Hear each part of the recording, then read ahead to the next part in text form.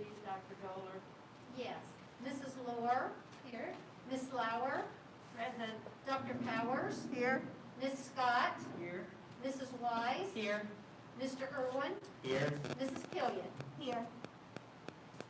And we have one of our visiting groups this evening are the Earthlings, and Elias is going to lead us in the pledge.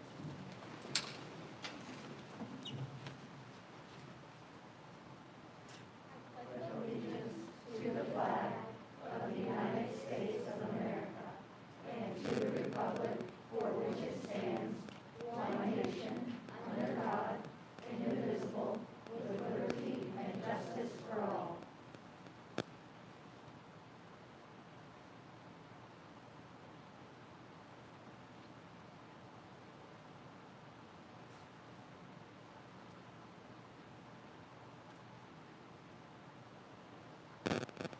Thank you.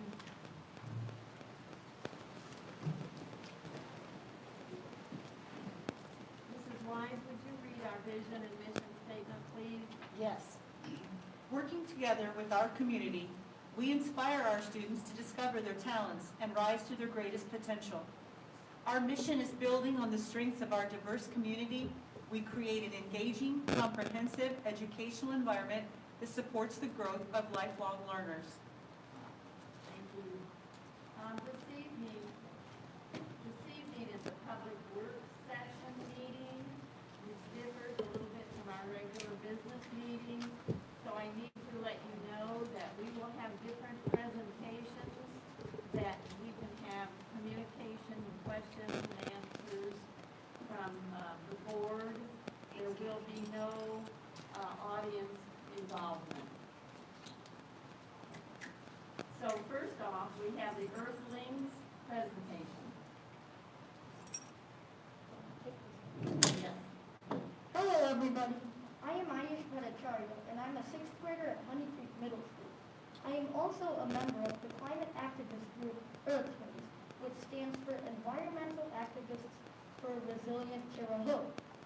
Human-caused climate change is an existential threat to our future, and as young people we will have to live through the ever-worsening consequences of our parents' and grandparents' refusal to treat the climate emergency like an emergency. We need to be taught about this issue and how it will touch almost every aspect of our lives. The problem is that children are not being taught about this, and as a result, Indiana got a D in climate education. We would like for the Vigo County School Corporation to commit to the inclusion of climate change education across the curriculum for all K-12 grades. Hello, my name is Jeremy Corcoran. I'm in 5th grade at Lost Creek Elementary. As Earthlings, we believe that a systemic problem needs a systemic response. And so, we want the Vigo County School Corporation to integrate climate change education in all schools and all school subjects in the K-12 curriculum. We want to increase environmental literacy across all grade levels. We also want to establish a curriculum that creates a love and appreciation of nature and the environment in kids. We also want our school board to build on the Indiana Department of Education's recognition of 5 critical climate topics in a way that matches the scale and urgency of the climate crisis. And finally, we want to see the Vigo County School Corporation lead the state in climate and environmental education.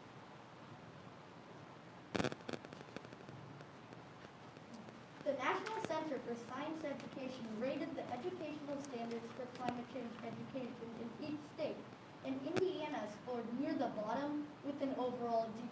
Now, if I got a D, my parents wouldn't be so happy. So why is a D for Indiana to be acceptable?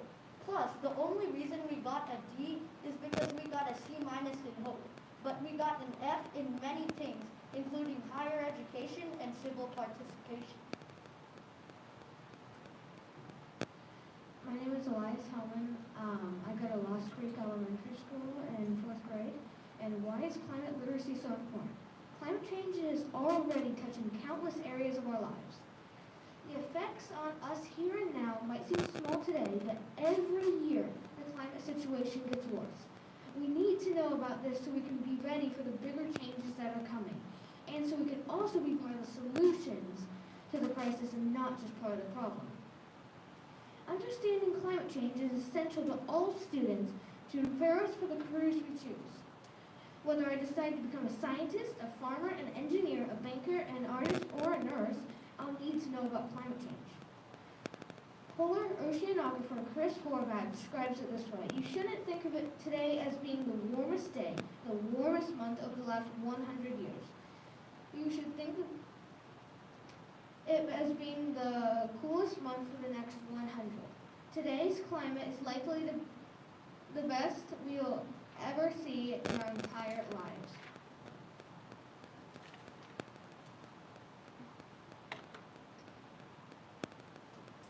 Climate change is not in the educational standards, but I am lucky that my dad is a climate scientist.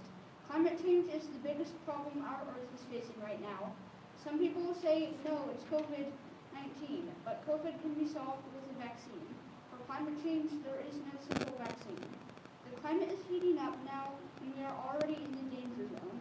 We can't wait for it to get worse before schools start teaching about it. Carbon dioxide levels in the atmosphere are above any measures that we've seen in the past 800,000 years, according to ice cores from the Arctic. The climate has been warming over the past 150 years, and the science has been obvious. In fact, anybody under the age of 32 has never experienced a normal climate.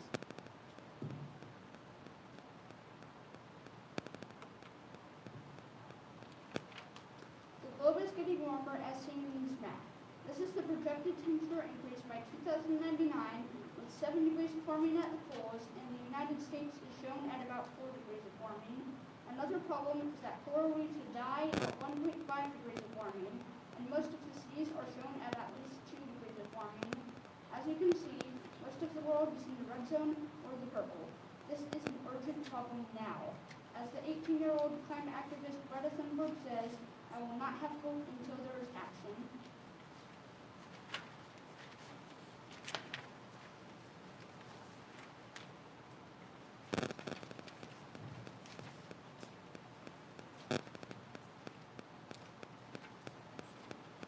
This is our virtual member.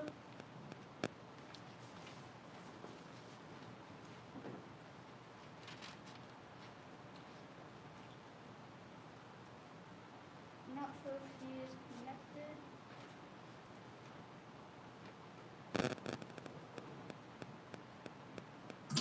Hi, my name is Julie Pichino. I'm a junior and I am the outreach director for my school's environmental club.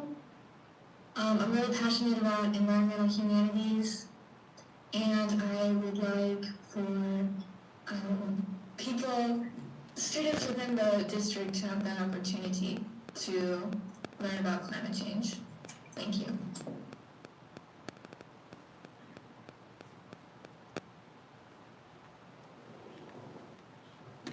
Hello, my name is Untitled Chapter, and I'm a sophomore at South. And so, as you may already know, the Indiana Department of Education has already released the Climate Change Education Framework in partnership with Purdue. And this has some great science curriculum, and it has many resources for all grade levels, as you can see up there.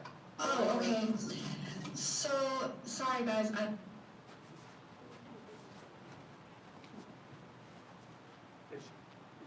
the record-breaking rains and flooding in 2015 and 2018. The effects of climate change on Indiana are impossible to ignore. Purdue University collected and analyzed data from around Indiana since 1895 to track and predict climate trends. They found that Indiana has already warmed 1.2 degrees since 1895, and that these temperatures are projected to rise about 5 and 6 degrees by 2050. An increase in the average temperature means an increase in extreme heat and also impacts air quality, extends the growing and allergy season, increases the risk of heat stroke, and creates more favorable conditions for invasive species and pests like mosquitoes, which can carry and transmit diseases. Additionally, Purdue finds that average annual precipitation has increased 5.6 inches since 1895, and even more rain is falling in heavy downpours. Winters and springs are likely to be much wetter by mid-century, which can mean increased flooding, water pollution, and stress on crops and drinking supplies. With this in mind, it makes it the duty of our curriculum to equip all students with the tools and knowledge needed to confront and adapt to the climate crisis. Okay, so as you may already know, the Indiana Department of Education has already released the Climate Change Education Framework in partnership with Purdue University. And this has some great science curriculum and plenty of resources for all grades, and specifically for high school. However, this is only for teachers who want to use it, and it's not mandatory. And due to the current curriculum rotation that's in place for the Vigo County School Corporation, this can't be added to the science curriculum for another 2 years. However, there is still something that you can do.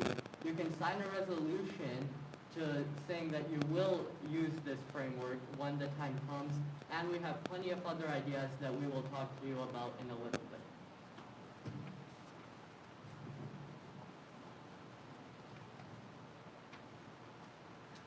So we have talked about the causes of climate change and its effects, but how do we stop it?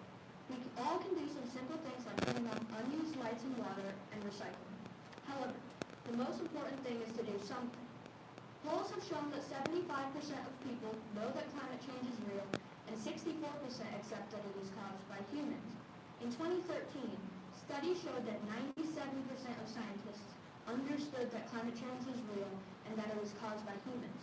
But that was back in 2013.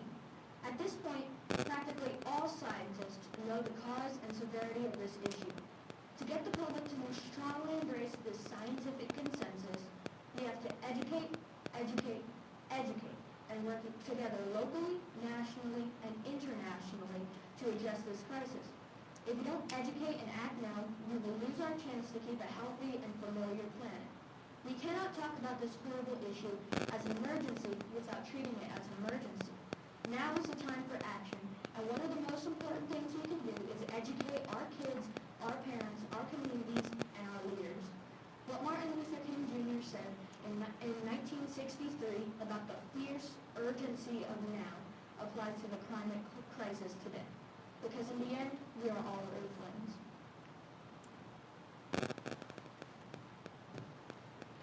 So the big issue is that climate change is a real and pressing issue. And the good thing is that many people acknowledge it already. However, even more can learn about climate change if it is involved in our schools, which right now it is not done so very well because, as you saw, Indiana had a D. But you guys have the power to change this because you could sign a resolution to incorporate the climate change education framework into our science curriculum. And this is an opportunity for the Vigo County School Corporation to lead and inspire all across our state, all across our state. And we are willing to work with you and any teachers and anyone else to help make this happen. So for the resolution, we request that the school board passes a resolution stating that you are aware that climate change is real, it is human caused, and it is a crisis that needs to be dealt with now. Furthermore, we ask that you resolve to incorporate the climate change education framework for the next curriculum rotation for science and strive to include climate change education in all subjects and not just science. Do we have any questions or comments? I want to thank you, first of all, just for being here tonight. I appreciate your enthusiasm and I agree with most everything you said, especially with the fact that you need to educate. That is something that, and it's a start. I'm wondering, and with the pandemic, it's sometimes very hard with communication methods, but is there a possibility maybe in the near future that you would approach some of our senators or representatives and be able to make your presentation to our legislature, to the representatives? That's something that you might might think about doing. I think you would find some support with our local representatives and senators that would help you find another pathway to speak to some more people other than just the local. But I do appreciate it, and you're right, it would take 2 years to get it into any of our curriculum, because that was when we would have a change, you know, with our textbooks. That's on a rotational, it's on a rotational basis. Are there any other questions from the board members? I just want to give you guys props. You know, there's no way when I was your age that I would have been able to sit in front of a group of adults and give a presentation like that. Very well done. It's very obvious that your parents are very proud of you, and I applaud you all. You know, this is diligent work that you're doing, and we all appreciate it. Well, thank you. And one thing is, we actually are working to get a meeting with Indiana's Secretary of Education to go over this. And while we don't have options to do it maybe directly through the curriculum due to the rotation, we have plenty of other ideas that we can share with you even right now. We also know that because we cannot change the textbooks until the 2-year rotation, we have come up with some other ideas that we can do before then that are not directly related to the textbooks. Are those other ideas incorporated into your handout, or was this just They your? are on the back page. Okay. We can present it to them now if you have time. All right. Well, I think this is the beginning of a conversation that we just need to pursue. We just need to pursue it at other times too. Are there other Earthlings? Are there other groups other than just here in Vigo County? Have you? Well, we haven't directly talked to them, but one of the people who sometimes comes to our groups, Jim Blucher, works with kid climate activist groups all across the state, and sometimes we will talk about them, but we have not been directly in contact with those groups. Okay. Well, that's good. That might be another method of communication. On Friday, it's going to be very, very cold. So I might suggest, rather than protesting outside the admin office, that you guys come in and I will review your ideas with you that are on this current list, okay? So, Does that work? All right, thank you so much for your presentation tonight. Mrs. Scott, did you? I want to, again, tell you how excited I am and proud of all of you. I don't know if any of you have ever heard, it's a cliche that says, out of the mouth of babes. And the adults in the room know that. And that was what I was thinking when I heard you all speak. I've been interested in the environment my whole adult life, and I am a huge recycler. I'm wondering if any of you have had a chance to visit the recycling center. You have? I think we haven't, well, at least I haven't had a chance to visit the recycling center since COVID started, but before we would go every 6 months, and that was just nice to see that people were something like an institution like that. Well, we have, Vigo County has solid waste management to the northern part of the county that accepts recycling. And there's actually recycling here at the firehouse in West Terre Haute where they have dumpsters. They do not take glass, but they offer a list of what is acceptable. And, you know, at your age, none of you are old enough to vote yet, but that is something that you can do. You can look at what you're throwing away at your home, what's being thrown away in your classroom, what gets thrown away in your building. Can you imagine the waste that goes on in just one school building. You can be the spark of youth to change that. And I also wanted to draw your attention, I'm sure you're also informed that you know every piece of plastic has an emblem, a symbol that tells you if that can be recycled or not. We've all gone over that. This is something you can share with your friends. You can educate adults. There are so many people that don't even think of that, and this will go straight into the trash. This can be recycled, and it's a shame because we're doing this. We're destroying our own planet. And I'm sure your teachers have told you, there is no planet B. We've only got one. So I'm just so excited that you're doing this, and I applaud your teachers for working this into your curriculum. You know what you taught us today. It doesn't have to be in the textbook. So, would it be possible for the Vigo County School Corporation to make use of these recycling facilities and have recycling in the schools? I've asked that same question myself, and I know there are some schools that recycle more than others, and cardboard is usually something that everybody thinks about recycling. I know the schools recycle a lot of cardboard, but it takes a huge effort on everybody's part every time. And at your age, these kind of things can become automatic. Older people do not think of it when they're finished with the milk jug. Milk jug just goes in the trash. But your generation can say, hey, we're not doing that anymore. And it can be just part of your everyday household. While we're talking about this, there are many other steps to reduce waste, especially in your school. Say, how much plastic silverware is used each day, how many styrofoam lunch trays are used each day. I know when I was at Law Street, most of the time they had reusable trays.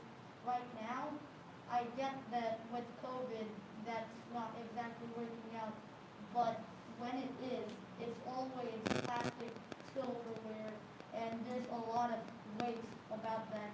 And in Carmel, when I was in school in Carmel, we actually signed a petition and we got rid of plastic silverware.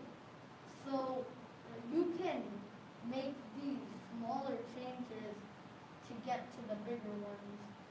Yeah, and that's what we're starting is the conversation to go ahead and do that. And that'll be good. And you're going to meet with Dr. Hayworth on Friday and go over some of the ideas. And as I said, it's just a first step. But I think there are a lot of people that recycle well. And there are several places in town that we can do that as well as rethink. And so it's just, something you get into the habit of doing, and then you promote it and tell your friends and just encourage them to do it so much. So I want to thank you again for being here this evening, and this will be the beginning of a conversation, okay? Yes, thank you all Thank you very very much.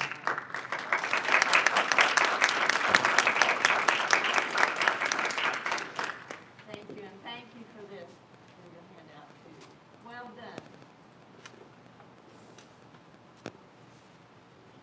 Thank you.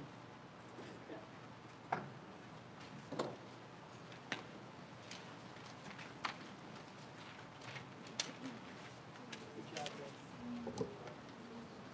I'm just gonna wipe this off, thank you. I love their name. Clever, very clever.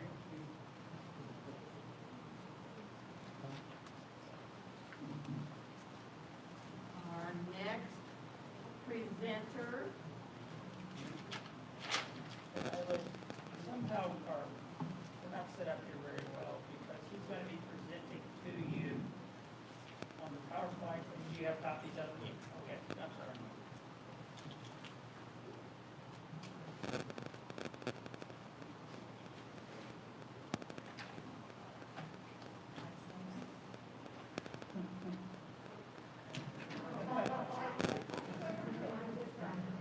It's important important to our presentation. Got to have the right pieces. Okay, Mr. Rick Long is going to lead our discussion today on buildings and grounds. Thank you, President Lauer, Dr. Hayward, members of the board. Ryan and I, along with Tom Lennis and the Wings, are here to talk about everything facility. So we just start real quick with the obligatory organizational chart. I'm the director, obviously. Greg Gower is the assistant director. Tom Lennis, supervisor of food services. Nancy in transportation, Nancy Weaver, and Ryan and Jeff Genhardt in maintenance. I put this up here more than anything to show we have about 370 people under our umbrella. Obviously, we're in 3 separate areas there, but they all kind of go together. Next chart, we'll start with food services. Again, Tom supervised that, 5 staff, pictures there. 26 kitchen managers. For those of you who asked, we have 28 schools. Remember, Westfield Middle and High share one, as do Booker T. Washington and South. 127 staff, full and part-time. I will try and limit the word normal year to 50 or less during this presentation, but I think everybody understands. In 19 and 20 school year, we did 1.9 million meals served. That was down from 2.1 the year before. That's about a 10% decrease. But remember, school wasn't in session half of March, all of April, and all of May. So a 10% decrease was much less than what it could have been. Tom's group did 6,100,000 in sales. That was down from 7 million the year before. Again, it's about a 10% decrease, 12% decrease. That kind of put a hurt on Tom's department because that's what funds the department. They're self-funded. Moving to the next line. Now, I put this up here. This is the group that did the grab-and-go meals. Now, that's not everybody, but that's kind of representative. It kind of got cut off at the bottom there, but they served 327,000 meals from March until August. That number doesn't really impress me as much as the fact that they did that in 100 days. So they made 3,000 meals a day. And if you ever saw North and South while that was going on, it's just a lot of paper sacks and a lot of people filling them. Rick, you can't see, they're standing at the front of the cafeteria, and you see behind them, you can see the stacks of bags that go all the way back to the black glass. And, you know, it was quite something to see. Yeah. The other thing I'll point out is they were doing this before anybody really knew how severe COVID would be. So for them to step forward and do that and feed the kids was just kind of an amazing feat itself. So I put this slide up here. You can get bogged down in all kinds of numbers, but let's just pan all the way to the right where it says free and reduced rate. When you do that, it doesn't take long to figure out where our poverty is. Davis Park, Deming, Franklin, Westfield Elementary. Obviously, you can see we have pockets in the county that the poverty is much more than others. We have a 56.3% overall rate. The state waived that, and through June 30th of this year, everybody qualifies as free and reduced. So, and with that, I'll try and stop after each group. I don't know if there's anything you want to ask or talk about with food service. I brought the expert back there, Mr. Lentis. What's in a grab and go? Basically, it would be a sandwich,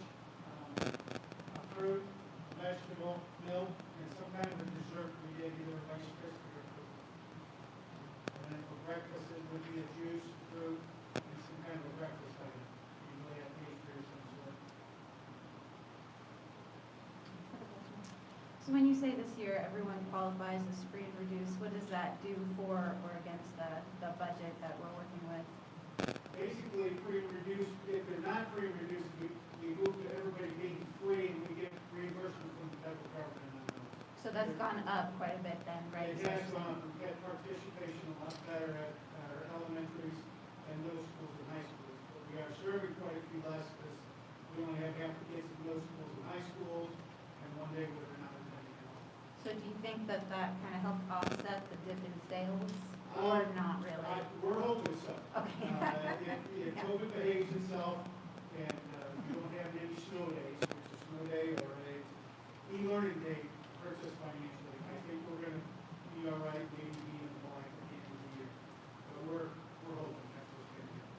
Thank you. The other thing we're hoping, like we have, is that next year they do the same thing with a universal free lunch for everybody. They do that, that'll help us out in the middle school. And there's been some talk with the School Nutrition Association to try and push that to see if we can have that happen. If you have an unexpected 2-hour delay, how does that affect breakfast? Because I'm sure there's already preparation. Basically, what we do is we still have breakfast, and they have breakfast like at 10 o'clock, and then we start lunches around elementaries at 10:30. So they just get crunched together. So we do serve breakfast in all schools.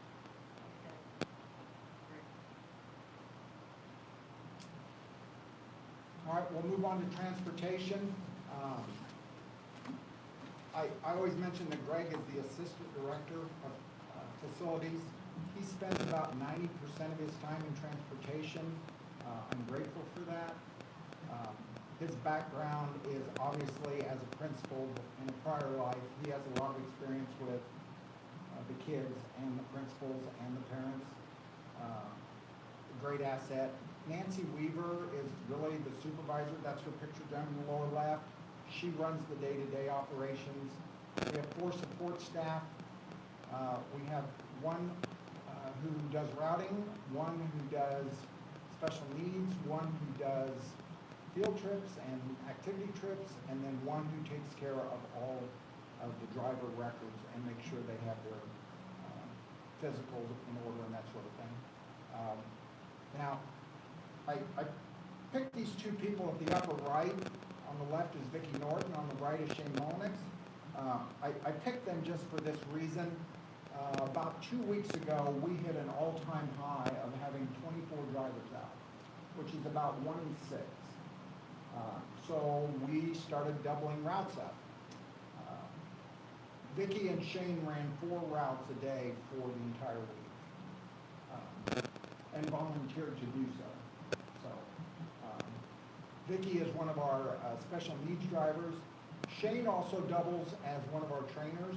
We have 4 trainers on staff that train the drivers in between routes. For those of you who don't know, a bus driver and an over-the-road semi-driver have the very same CDL. But school bus drivers have to have what's called an S endorsement, which allows them to haul students. Just like drivers ed in high school, those drivers have to go through training. We train them ourselves on our own training course with those 4 trainers, and then they will go to a state registered site to pass and get their S endorsement.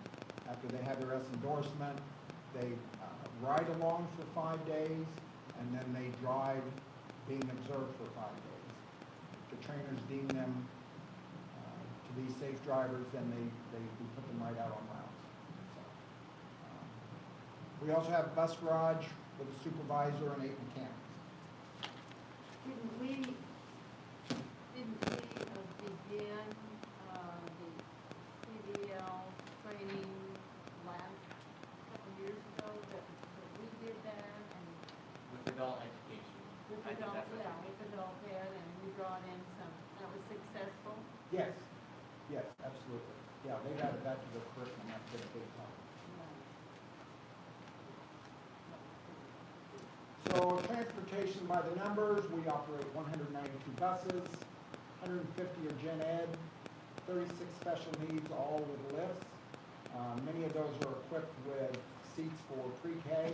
And then there are 6 white activity buses. You've probably seen them at each of the high schools, 2 per school. Some fast facts: we drive about 2.1 million miles a year. We burn about 315 gallons of diesel fuel. I point out, I know you're all doing the math, that's about 6.5 miles per gallon. So they're not built for fuel economy, they're built for safety. As we transition from rear engine buses to front engine buses, we do pick something up there because the new buses, based on technology and weight, we get about 8.5 miles per gallon. So as we transition to our 12-year cycle, we hope to reap some benefits from that. Right now, diesel fuel is very cheap compared to other years. We also benefited. One of the only bright spots of being off for COVID was we didn't burn diesel fuel. So we saved about $15,000 a week while we were off. We transport about 8,400 students every day. That's down from about 10,000 in a normal year. That you can attribute that to there's just a lot of parents that feel like they would rather take their kids to school and pick them up. We make 6,500 stops a day. We try and maintain our buses well. We spent $614,000 last year. That works out to about $3,200 per bus. A lot of people don't know, but we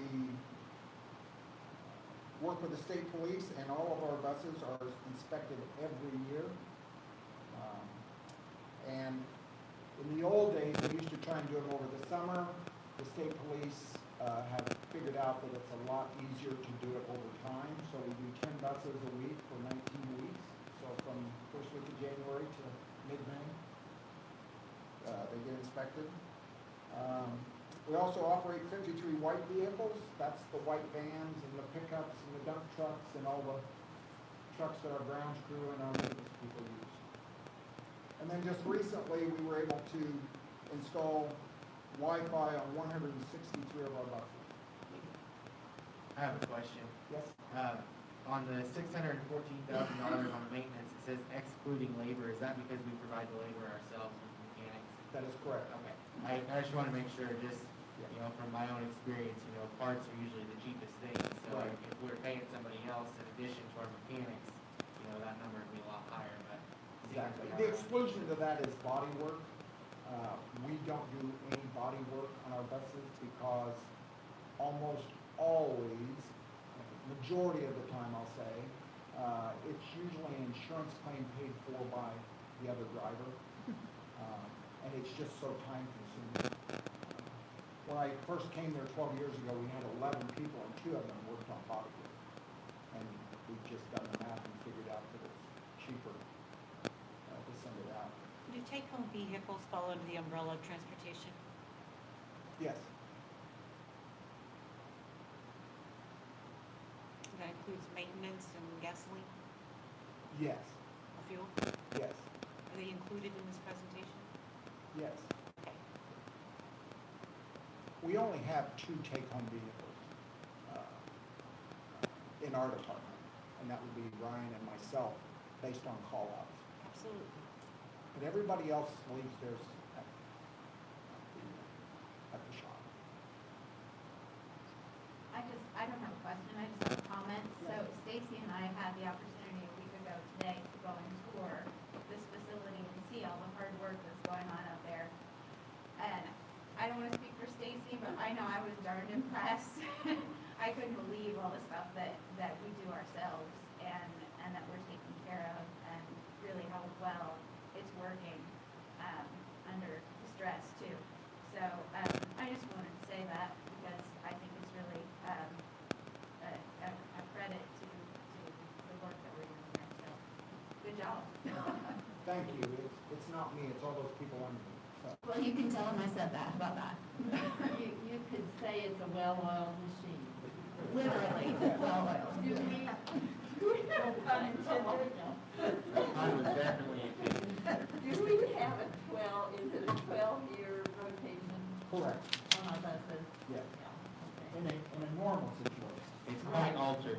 Yeah, it got altered last year, but Right. we think we can make that up.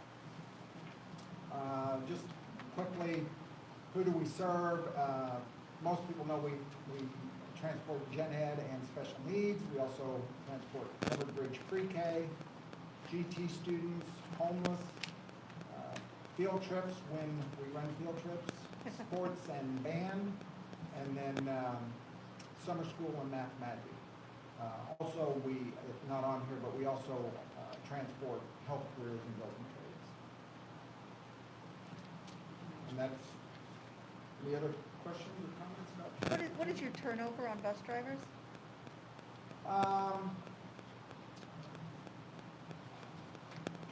One of the reasons we kind of gotten behind is we probably lose one a month, maybe. It's probably 12 or 15 a year. But what's happened is, and the reason we normally would have 7 to 8 drivers out a day, maybe 10. 40% of our drivers are over 65.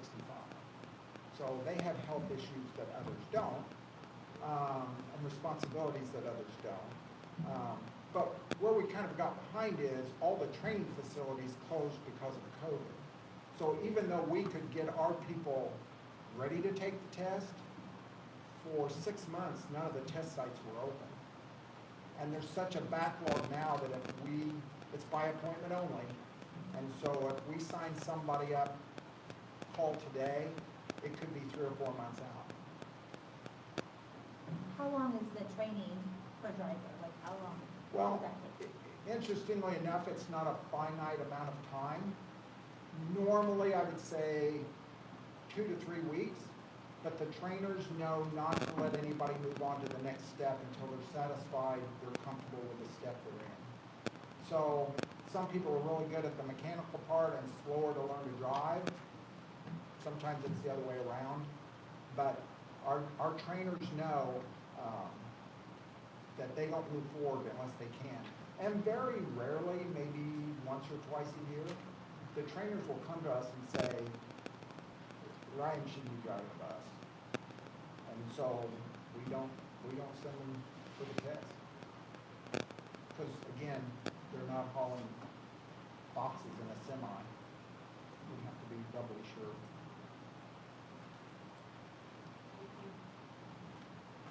I hear Dr. Hayward had a CDL at one point, right, Dr. Hayward?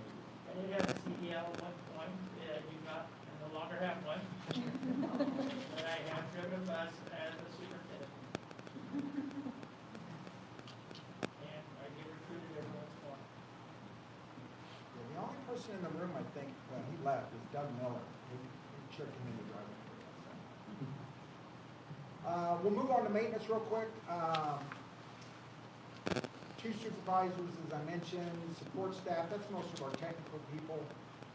Most of our HVAC people are technical. We have 18 maintenance mechanics. That's just the terminology. They're tradesmen. We have a staff of 5 in the warehouse. That includes our mail delivery. We're responsible for taking care of all the athletic fields, 28 total.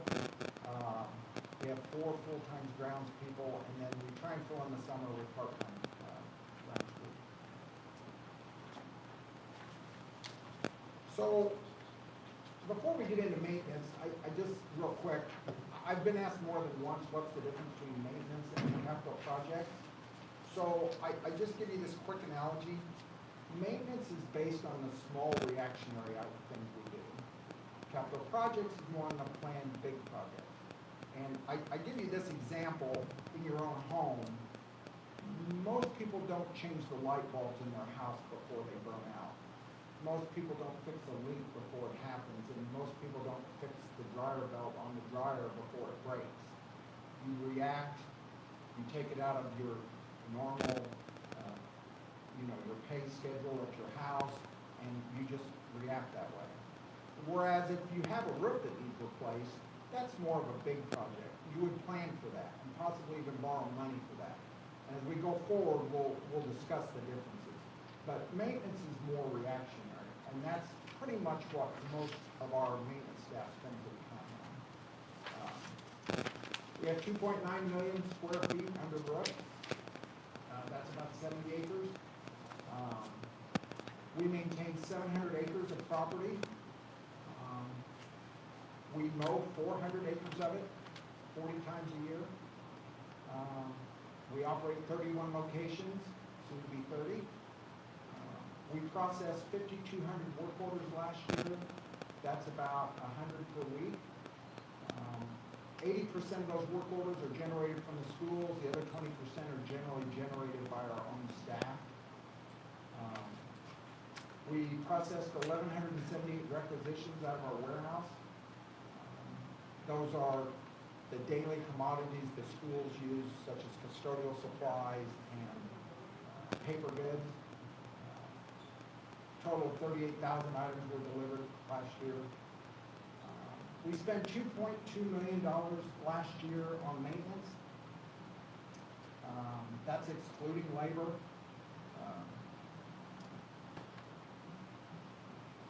I mentioned the tradesmen, it's plumbers, electricians, carpenters.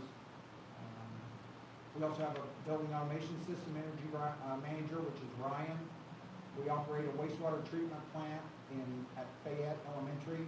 We're a licensed operator. We have 3 licensed pesticide applicators. We have 2 people trained in bat retrieval. And we have a playground inspector. He's responsible for taking care of 254 pieces of playground equipment. So that gets inspected every year. And then we also take care of 425 pieces of housekeeping equipment. Surely the bat eradicators have other jobs and we're not chasing bats all day, right? That is correct. Okay, thankfully. That's why That is not a job I would want. Yeah. That was upon our suggestion, you made it. Yes. Right. Yes, thank you. Eradicated. Yeah. And it's catch and release. We catch them and release them at a farm in northern Vigo County. So, That's not my fault. Do we notify the farmer? well, it's an employee. Okay. That doesn't sound fishy, a farm of stick. Yeah. Yeah. So this slide I just put up there. It shows square footage year built. It's the last column that I want you to concentrate on. Again, I know you're trying to add those numbers up frantically to find out what the average is, but I'll just tell you it's 44. So our schools average 44 years old.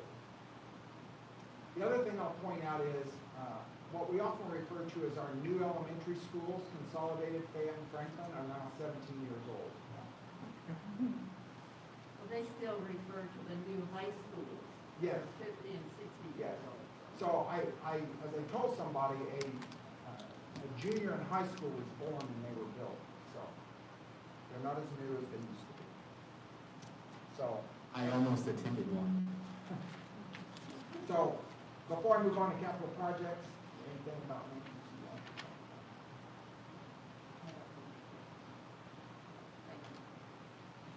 So capital projects, last year we spent $7.3 million.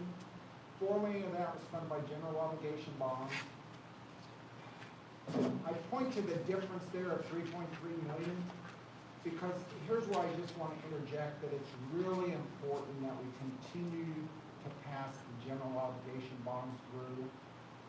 We generally have everything on a 5-year plan, roofing, paving, and HVAC.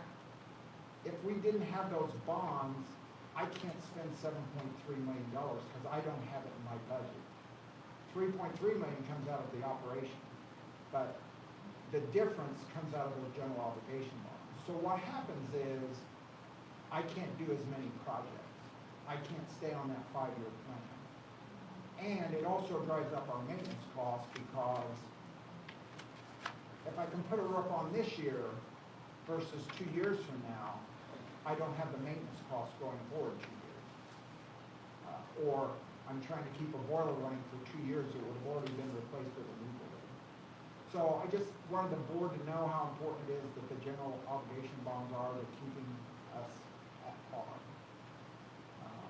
Most of the big projects are over $150,000. Most people know that requires a third-party administrator. We always use Martin Riley because they also double as our architect. And we use them predominantly, although not exclusively, for HVAC, roofing, and paving. So, many of you, some of you on the bond committee, saw a rather long version of this. I'll try and condense it down to the cliff notes. Site improvements this year, these are projects already completed last year. Lost Creek, we did paving and lights. When you're looking at that, lights are parking lot lights. When we do a project, we have to cut the pavement anyway, so we just make sure and do it all at once. Those are all energy efficient LED lights. We did the same thing at Wabash, changed traffic flow there too to try and get the traffic off of Maple. General services, we did paving, repaving, and then added our east lot. And then we also added a bulk salt storage facility, which enables us to buy salt for about a third of the price than buying it in bags. S&T was the winning bid. As you can see, that was budgeted at about 1.48. They came in at 1.25. The number in the parentheses just reflects that they did not use all the contingency money, so it actually was $984 less than that. Again, mechanical, kind of self-explanatory. Lost Creek boilers, Farrington Grove new boilers, Sugar Grove new boilers. Fuquay, we were able to rebuild the chiller for $100,000 instead of a new one for about $300,000. The next item that says schools to be determined. We knew we were either going to go to Otter Creek or Woodrow Wilson. We were basically waiting on Otter Creek to see if that would find its way into the scope for the addition. So we went with Woodrow Wilson first. So the 320 plus the 40 is actually out of the 370 above. Sycamore Engineering winning bid, $1.4 million. We got $1,630 back under the contingency. Because we were coming in under, Ms. Wilson was able to find some money on old bonds that we could also do some other projects. So outside of the original scope, but at those sites, we were able to do cooling towers at Woodrow Wilson, Fuquay, and Rio Grande. And then the roofing, again, pretty self-explanatory. There's the budget number, Lost Creek, Rose, Wabash, Riley, West Vigo, the Davies paint, budgeted at 1.3. We did not take alternate bids at Lost Creek, Meadows, and Clinic. And again, so it doesn't get confusing, we did take base work at Lost Creek in that 110, but there was another section we did not do.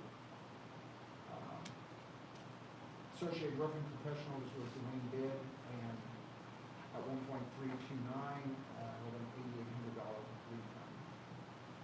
So Is that's. that metallic paint on batting? Pardon? Is that a metallic paint? Yes, it's medium bronze, it's made to stick to metal roofs. Right. And so the contractors wouldn't be in each other's way. We did the flat roof at Wabash and the painting at the Venue. And then at some point we'll flip those. Not fully flat roof. Low pitch. 1/8 of an inch per the fall. I know. Yeah. Yeah, the old roof, no. The new roof, yes. That is. So this is just 1 year of the 5-year rotation, is that what you said? Correct. Okay, so there'll be a similar list that you're gonna attack for. Yeah, we're getting ready.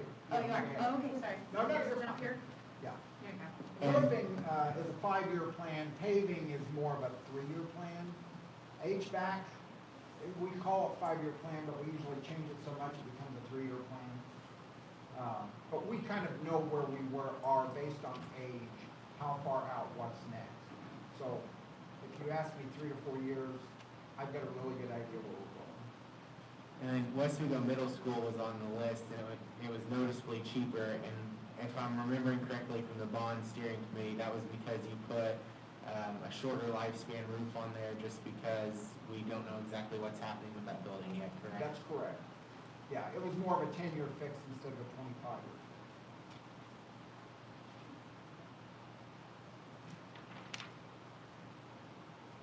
The only other thing I would point out in 2020, all the awards were local, which I have no control over that, but it's nice when the money stays in Vigo County. So moving forward, this is 2021. These will be projects that will go to bid the 24th of this month. Site improvements, Farrington Grove, new playground, a blacktop, car parking. Many of you might not know, before Mr. Clipple left, he was able to acquire the 2 vacant lots south of the school across the street. We're going to turn those into parking lots. If you've been at Farrington Grove on Grandparents' Day, you know, I don't need parking. Sugar Grove Elementary, all repaving, plus a new playground area. North and South court repairs, we're putting that in as an alternate. The tennis courts we love, and so we're trying to make sure that we can get that done in a timely manner for them, so for this season. You see the budget there. Mechanical improvements, new boilers at Riley, Terrytown, plus controls. Rio Grande is just new controls, and those are HVAC controls. And then we put $70,000 in there simply because we don't know what the delivery on those things will be. We're confident we can get boilers here, but if we would have to pay an upcharge to get them, we've added some money in there for that. And then roofing systems, again, Lost Creek, the Vigo County Annex, Devaney, and Terrytown. Terrytown is paint. Again, it'll be the same kind of paint as Devaney. And the annex is our medical clinic, correct? What's that? The Vigo County Annex Clinic, that's our medical clinic, correct? Yes, and you probably, on the last page, that was not taken as an alternate last year. Again, Devaney's paint is done, so now we'll do the low slope part.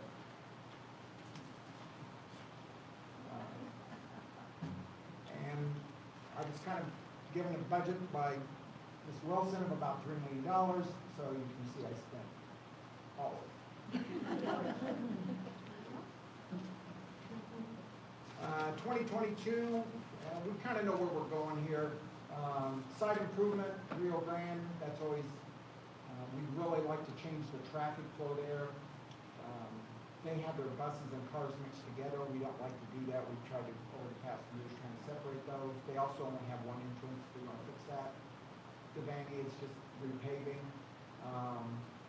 Mechanical, Sarah Scott boilers, Sarah Scott chiller. Again, as you've seen in prior years, I've left $350,000 in there to be determined. It will probably be Otter Creek, but we're waiting to see what Martin Riley's opinion on that would be. And then roofing system at Sarah Scott, Wabash, we're coming back to pick up the paint, and then finish up some sections at Lost Creek.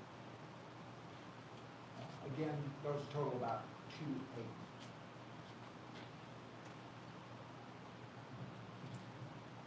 A lot of numbers.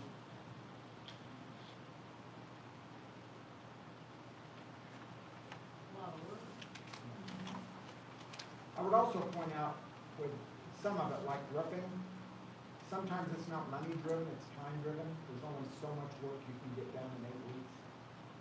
So.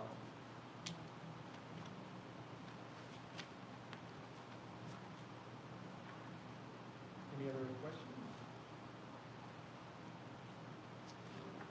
So, I'm going to turn this over to Ryan, but we're one of the few entities in the corporation. I just spent 30 minutes telling you how we spend money, so Ryan's going to tell you how we save money.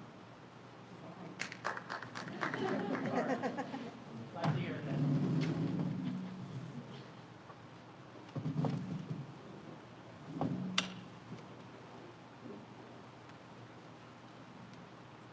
Okay, well, we saved nearly $250,000 in gas charges from 2019 to 2020. We would love to take credit for all this, but obviously the virus had a little bit to do with it. One of the things that we've done to save money has been move around some set points. Set point is a number in degrees you want a room's temperature to be at. Each classroom or office in every building has 2 set points, heating set point and a cooling set point. By adjusting these set points while still maintaining comfort, just 1 degree across the corporation can equal upwards of $100,000 annually. We have also been replacing older style boilers with newer, more efficient boilers. A boiler heats up the water and sends it throughout the building to where it goes through coils. Then we push air into those coils and it heats the air in the room. The older boilers ran at about a 60% efficiency, while the newer ones are around 90%. So we're almost like 100%. And the newer boilers are not only more efficient, but the maintenance costs are much lower. The buildings we completed in 2020 were Farrington Grove, Lost Creek, and Sugar Grove.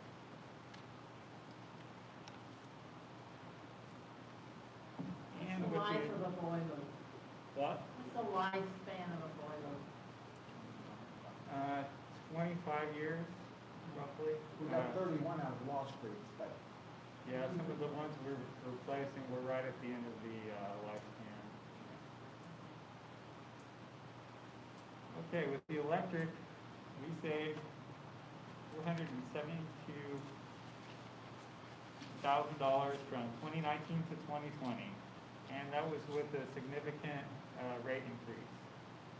I'm not sure exactly, it was around 13%, so we almost would have saved $1 million. One of the biggest projects in scale our department is doing is the LED lighting upgrades. Each 2x4 drop-in LED panel, kind of like these, costs around $70 each. Out of that $70, $30 comes right back in a rebate from Duke Energy. And then out of each one of those, we save $20 a year annually for electric costs. That's each. And that makes the return of investment about 2 years, which is amazing. And that's without even taking into account that all the ballasts, all the bulbs that we're going to save, and the time it takes to change those lights out, the bulbs and the ballasts. And once they put in, they have a 5-year warranty, but we've seen 10 years out of some of the ones I've researched. The buildings we've completed so far are Benjamin Franklin Elementary, Sugar Creek Consolidated Elementary, and the Booker T. Washington building. Our goal is to do about 3 or 4 buildings a year. Last year we spent around $160,000 in LED lights. We received around $60,000 back in just rebates. While rebates are not energy savings, there's still money back into the general fund. Take any questions? I imagine this is information the Earthlings might be interested in as well when you meet with them. Yeah. What's the difference with north and south? I mean, I see the figure difference, but why is there such a difference? On the electrical? Total billing. North was our main hub for the lunch program for most of it. Oh, okay. How about we make that? Yes, so we pretty much didn't close north like we did south. We ended up bringing south in, but that was much later. I would say that's some of the, where the difference is. Okay, because they were. Yes, we're doing food delivery program. Okay.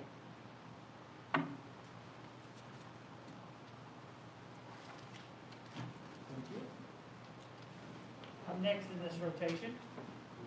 Yeah, okay. I'll begin for a few minutes. This is a timetable for the Otter Creek project. Thank you, Ryan and Rick. Thank you. You'll notice we are in the, getting ready to enter into the bid period. If you'll recall, we have made it past the petition remonstrance period. We are now in a situation where this project is going to move forward. This is a gymnasium project, brand new gymnasium, a brand new music room, a renovation to the cafeteria, and then some renovations to create some more classroom space. One is a construction timeline, the other is a finance timeline. A couple of things that I would point out. I'm going to come back and touch the finance at the end of Donna's presentation.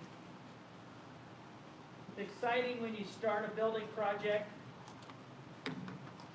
and then it's a building project that lasts a while. And so if you'll look, we plan to occupy Otter Creek with a new gymnasium, new cafeteria, new music room, August of 2022. Means it will not be completed for this next school year, but we will be working on it throughout the next school year. So we'll work with our construction management, we'll work with our architects to make sure that the learning environment is protected while we have that type of construction moving forward. We're very excited about that project. I think the faculty and students at Otter Creek are very excited about that project, and we will come back and talk about the financing at the end of Donna's presentation. So I'll turn it over to Donna.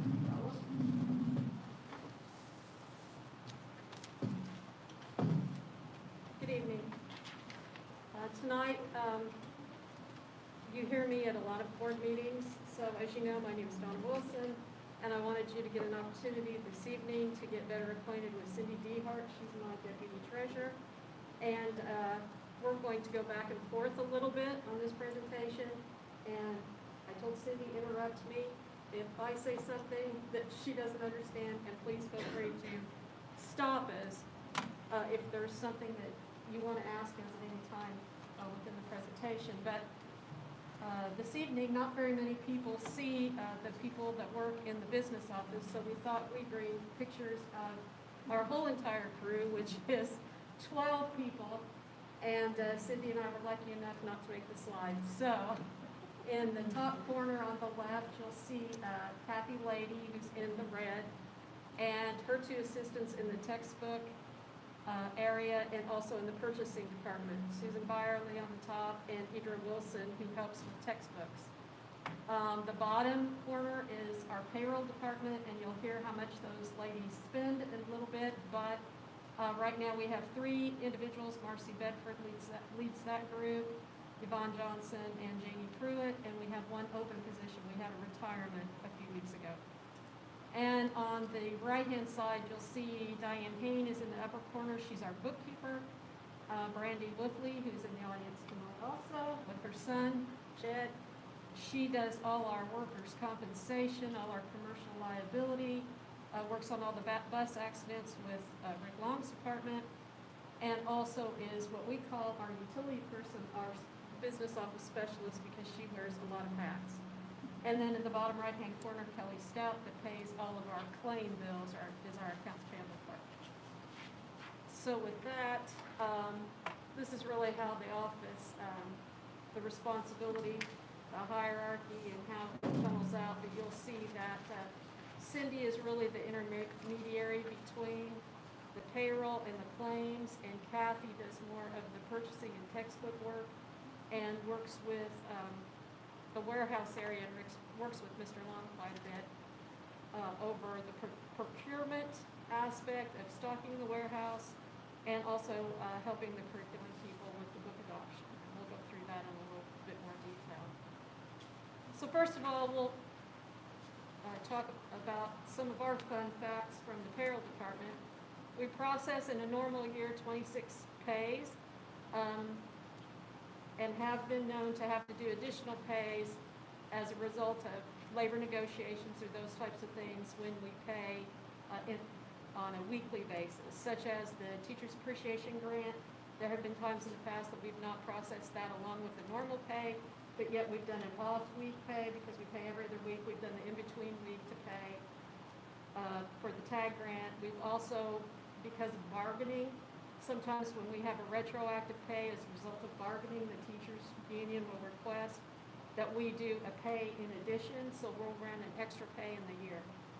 But we issued last year, in calendar year 2020, 2,620 W-2s for full and part-time workers, and those totaled $92 million. Obviously, the biggest part of our budget is people, and 92 million plus those benefits, you can see that's quite a large number. My payroll department implements all the VCSC pay and fringe benefit policies included in all the employee group contracts and handbooks. We currently have 3 employee groups that have a contract: school secretaries, custodial maintenance, and the teachers. And then I think we have about 8 other employee group handbooks. And all of those have different policies as far as insurance, sick, personal, funeral leave. So those girls manage all that. They prepare all required state and federal payroll tax reports, and they're responsible for submission of all payroll fees and deductions, including garnishments, retirements, annuity, withholdings, and all those things. They're a small but mighty group of people. In Kathy Lady's area, purchasing and textbook rental, she oversees the operation of the corporation warehouse that's out at the general service facility, and orders and makes sure that that stockroom system and those items that we warehouse are kept in inventory. She's also working right now with an online catalog and got that out last week so that teachers and employees of the school corporation can see the items that we stock. Oh, I didn't notice you were there. Can you hear me though? So we can keep going? I could hear you. Okay.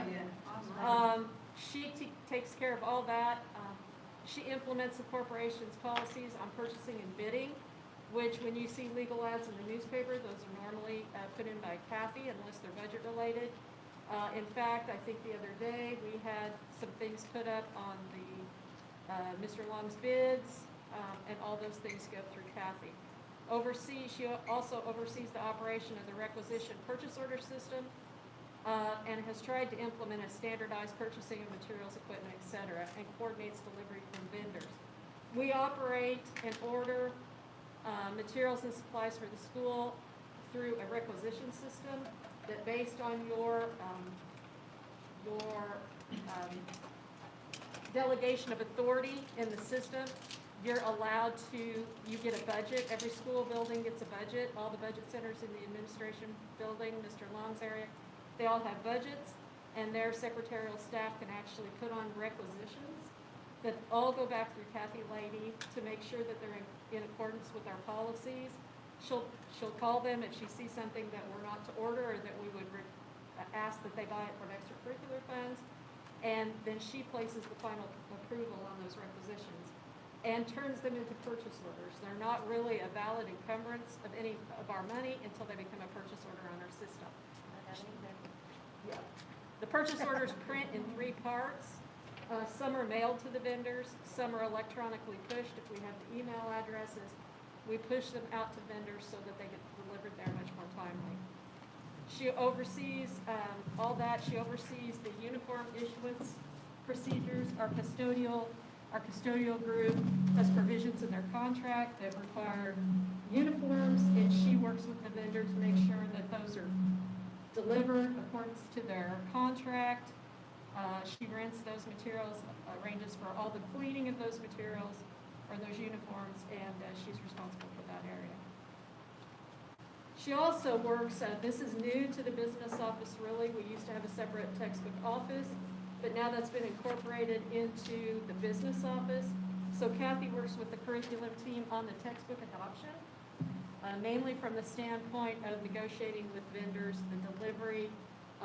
She works with Karen closely. They calculate any textbook rental fees, and then all those are sent downstairs to Tom Balatevich's office in student services, and he has a gentleman in his department that oversees our Skyward system, our student management system, that then creates the billings. So she does the calculation end on that. Our office then helps with the collection of textbook rental. Her secretary takes credit card payments, takes payments, works with the extracurricular treasurers in the schools to get those monies and those reports into our office. She's also currently working now on all our old unpaid textbook accounts. The school corporation sends unpaid textbook rental fees to a collection agent. Unfortunately, we've not been able to do that in the past. We chose not to do it last school year because of COVID at the end of the year, and thought that we would wait until this year. And of course, COVID has kept on going, but we're currently working with collecting inactive accounts. I lost the word. Inactive accounts and certifying them so that we can apply judgments to those accounts. I believe that she said we had $90,000 of outstanding textbook rental from kids that no longer are enrolled in our school corporation or have graduated. And they're also working to tag all of our books so that the books can be scanned and we'll know if we have missing books. Last year was not a good end to the year as some of those books were not scanned or were not tagged at that time. So we're making a great effort to get all new books tagged because last year we had such an abrupt end and had to collect all the books kind of in a expedited way. We did lose some books and materials last year. We know that, and we're trying to make sure, Kathy works very hard on the inventory to make sure we're not buying books that are close to being out of adoption, and that's the task that she's been given, and I think she's done a good job to work with curriculum and help them on that end. Donna, I have a question. So when is there like a decreased fee schedule if you're on free and reduced lunch that is triggered, or is that across the board, everybody pays the same? No, if you qualify for free reduced lunch, your books are also free. We could charge you for your consumables. The fee, we have the rental fee and then consumable fee. We'll bill normally for those consumable fees. Some people will pay, some people will not.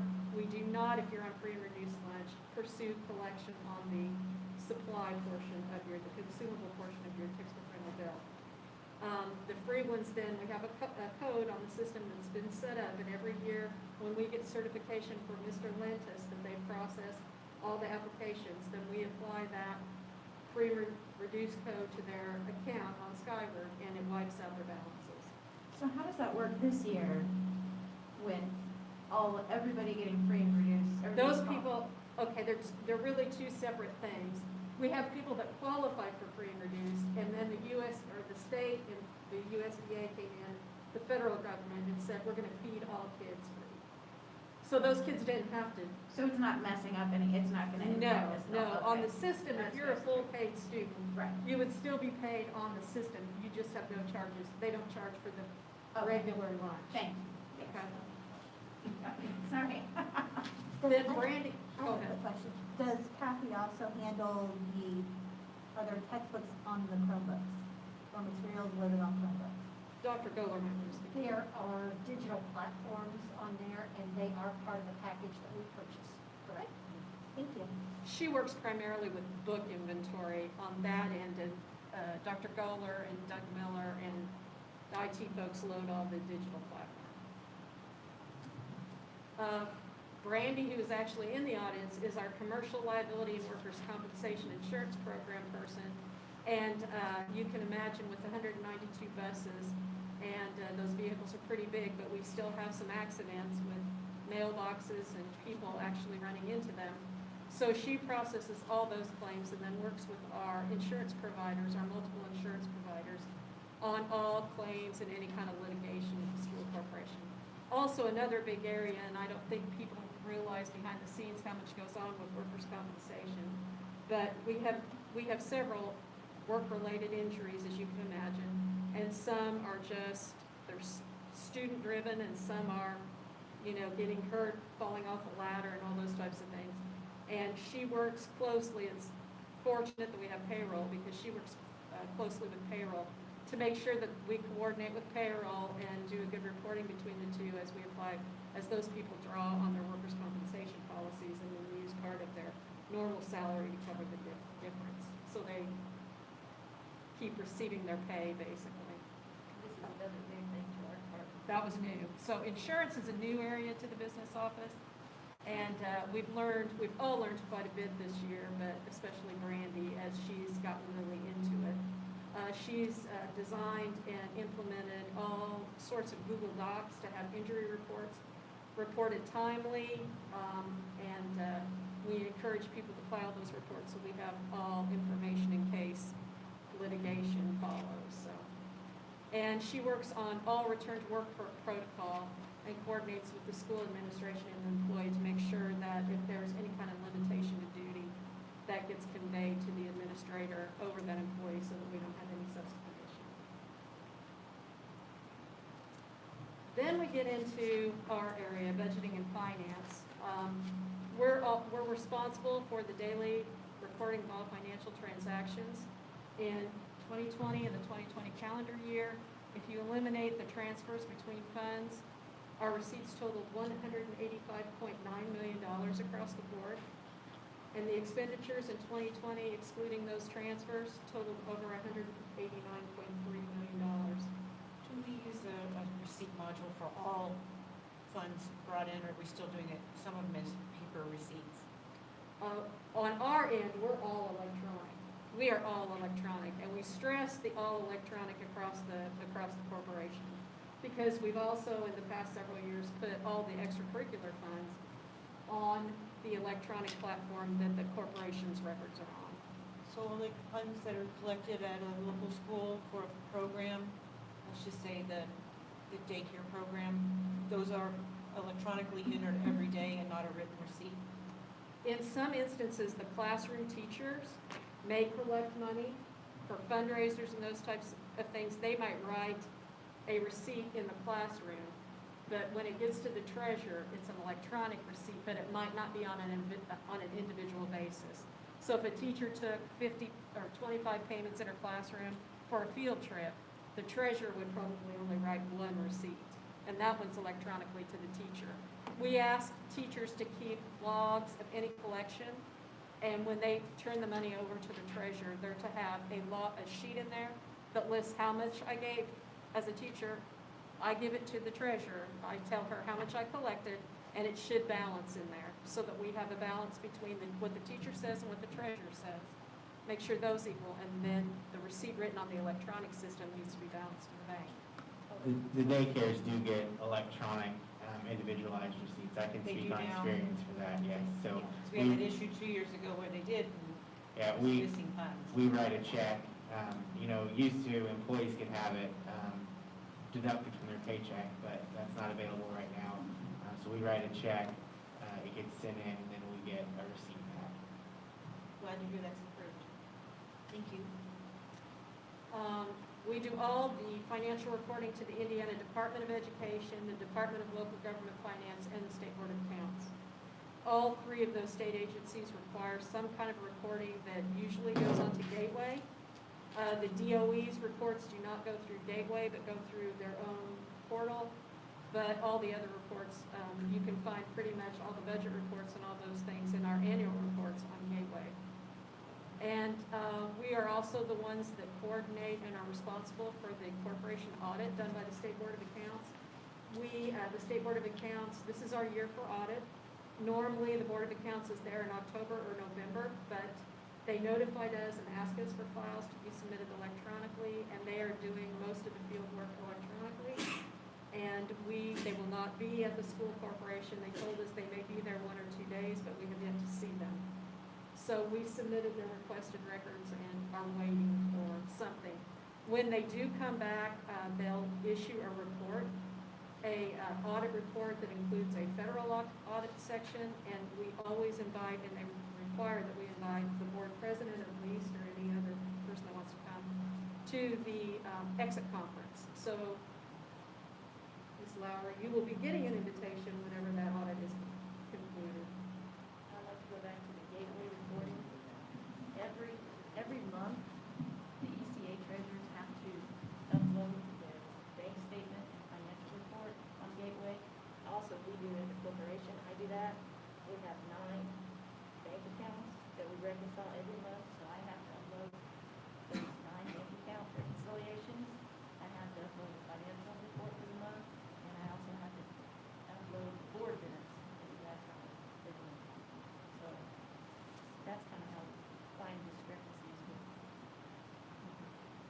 curious, for all of these different places you have to submit reports, you just kind of in your mind go, how much of that is duplication on the state level? How much of that, and how much of your time is spent on duplication for the state? Well, you can imagine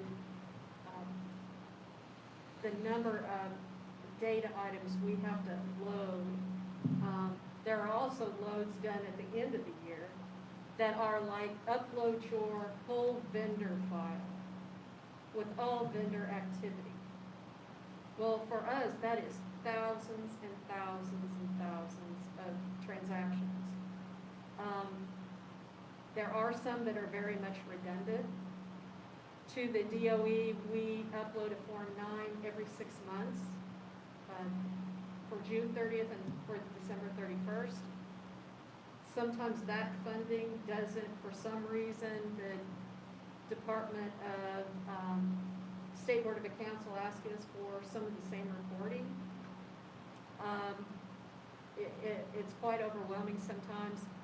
The DLGF, we used to do a report to the Department of Local Government Finance on other post-employment benefits.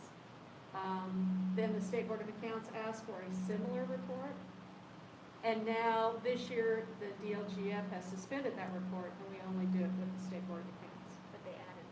But they added the new report. So a lot of it is hitting deadlines on uploads of reports. It's a lot of time spent. I don't really know. I think one of the reasons why is some schools obviously have a much smaller budget, and they have limited staff. And I think probably, as a former auditor with the Board of Accounts, there were always units that we had to help assist with the books, not just audit them. And I think one of those methods was to get people to really be on top of it as more or less as an internal control procedure. That they make sure if you know that you have to hit a deadline and upload to them, they will let the superintendent know if you don't hit the upload. Because I'm sure Dr. Hayworth has gotten in his career notifications that his business office or treasurer didn't upload something. I hope he doesn't find Not one here. of those with us, but thank you. I appreciate that. But it does take a group of people to do that. And some people, if you only have 2 people in the office, I can see where the State Board of Accounts would want that information because they're trying to make sure there's some method of internal control, even if they impose it. So we have enough people involved. We keep each other reviewed and in check. Any questions so far? You will get to know us quite well as we go through the budget process, and I believe that on your work session calendar, you will get to be part of the budget process more than you've ever been. I think the August and the September meetings are allocated for seeing Cindy and I work through the budget forms with you. And these are the budget forms. When we come back in the fall, we're going to look at these funds primarily. The education fund, which you adopt a budget only because there is no local tax levy. The operations fund, which you will adopt a budget and a tax levy. The debt service fund, the same budget and tax levy. The referendum fund, a budget and a tax levy, but the tax levy is already established via the question that was on the ballot for the referendum. That ballot had a tax rate in it of 16.22 cents per $100 of assessed value. So it's our responsibility to make sure the budget's high enough to get all the revenue that we can from that 16.22 cent raise. And that's our responsibility, and that'll just be what the tax rate is. That's a given. And then the rainy day fund, which is a budget-only fund. The money only gets in the rainy day fund by board resolution that you allow us to transfer unencumbered or unexpended money over. And then if the veteran board members know at the end of the year, you approved a $3 million transfer into the rainy day fund, I would assume that we would come to you later this year and ask you to do that again, because there's several reasons, we'll talk about it in a subsequent slide that we would like to move forward and transfer some funds, if available at the end of the calendar year. I'm going to let Cindy talk to you about the other funds.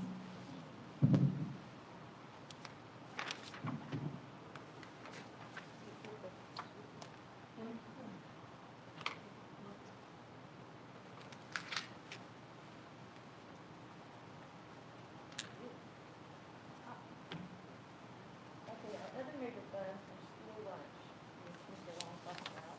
Cindy, you need to speak up a little bit. That's even better. That's okay, yes. That's even better. Okay, about school lunch, we work closely with Chris Minky in Student Services. She puts receipts on in our accounts receivable menu, and then Diane Hain, the bookkeeper, she receives an ACH deposit from the state, and then she will match up those receipts and deposit it into our system. Textbook rental funds, on February 11th, we will receive $648,569.83 in a TBR reimbursement. That is 63% of what we claimed. We only received $84.62 per student, and those are for free and reduced students. The bond funds, which are authorized by the board and the board steering committee, that's the $5 million.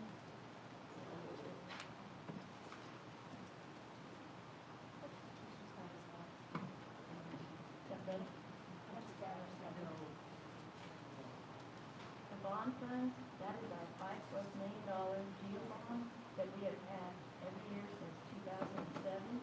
You gotta use your stadium voice. Gotta talk loud. It's not probably. Okay, the bond funds, we'll go back to that. So the $5+ million GEO bond. That we Say yes, so you got confidence. that we have done every year since 2017 to keep the tax levy consistent as our debt has been falling off. That's better. There we go. Okay. We have numerous local and state and federal grant funds. The state and the grant funds received were $2,750,000. We currently have 22 state grants and 16 local grants. Federal grants received were $12.9 million, and I have 15 federal grants. I have a total of 53 grants that I deal with. Thank you, Dr. Phillips. I also have 12.9 million this year, last year. last year. We'll be close to that this year. And we also have many small one-time grants. These are the donation letters that you see put in a board packet. And companies that donate to a school, say for iPads or something like that. I set that up as a one-time grant, put the money in, and then they have an account number that they can go purchase various items.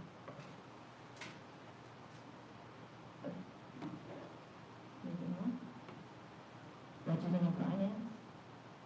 The board adopts a calendar year budget and anticipated tax rate in the fall. $165 million budget advertised for 2021. In August, we will come to you and ask for permission to advertise the 2022 budget. And then in September, we will ask for a public hearing on the 2022 budget. We have to hold that hearing 10 days, or more than 10 days, before we can adopt the budget. And in October, we will ask them for you to adopt the 2022 budget, because we have to adopt it before November 1st by the DLGF rules. And we have till November 8th to upload it into the gateway for the DLGF. Next, I'm going to talk to you about some board reports that you see every month. The Finance Committee sees the accounts payable docket when we do the Finance Committee every month, and we didn't bring an example with us because we don't currently have one right now. But we submit a monthly unless prior approval of board claims is requested by the CFO due to timing issues. With meeting dates, most payments made pursuant to the board meeting schedule and with exceptions for payroll and related expenditures, utilities, and discounts. Usually in December, we will come to the board and ask for permission to pay interim payments. This will allow us to make payments throughout the month, and then we will bring that docket to you the following month, because sometimes the meetings are so early in the month that we can't possibly get it done. Next, we have the financial report. Did you pass that one out? Yep. Okay. The big, the 2-page. This is in the board packet every month. The first column is the beginning balance. The second column is the receipts received into that month. And then you receive the receipts for the date. Then you'll go over your total receipts. Then you'll have disbursements for the month, disbursements for the year, and then you'll have the ending balance for January.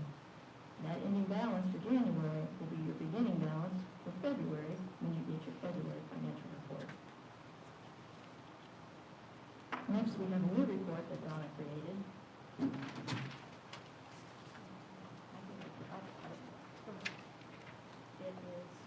It shows the beginning of the month balance, and then it shows your receipts for the month again and for the year.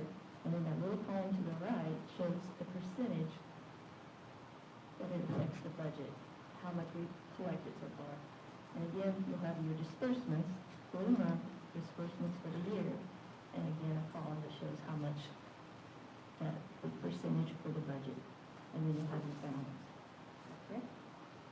Right. One thing I'll caution on this report, but it comes in handy, is you might get, at debt service, we'll pay debt in June, and you'll see all of a sudden that we have one big expenditure, and it'll be 50% of the budget. Because some of these funds we don't hit routinely. The same you'll see in the Referendum Fund.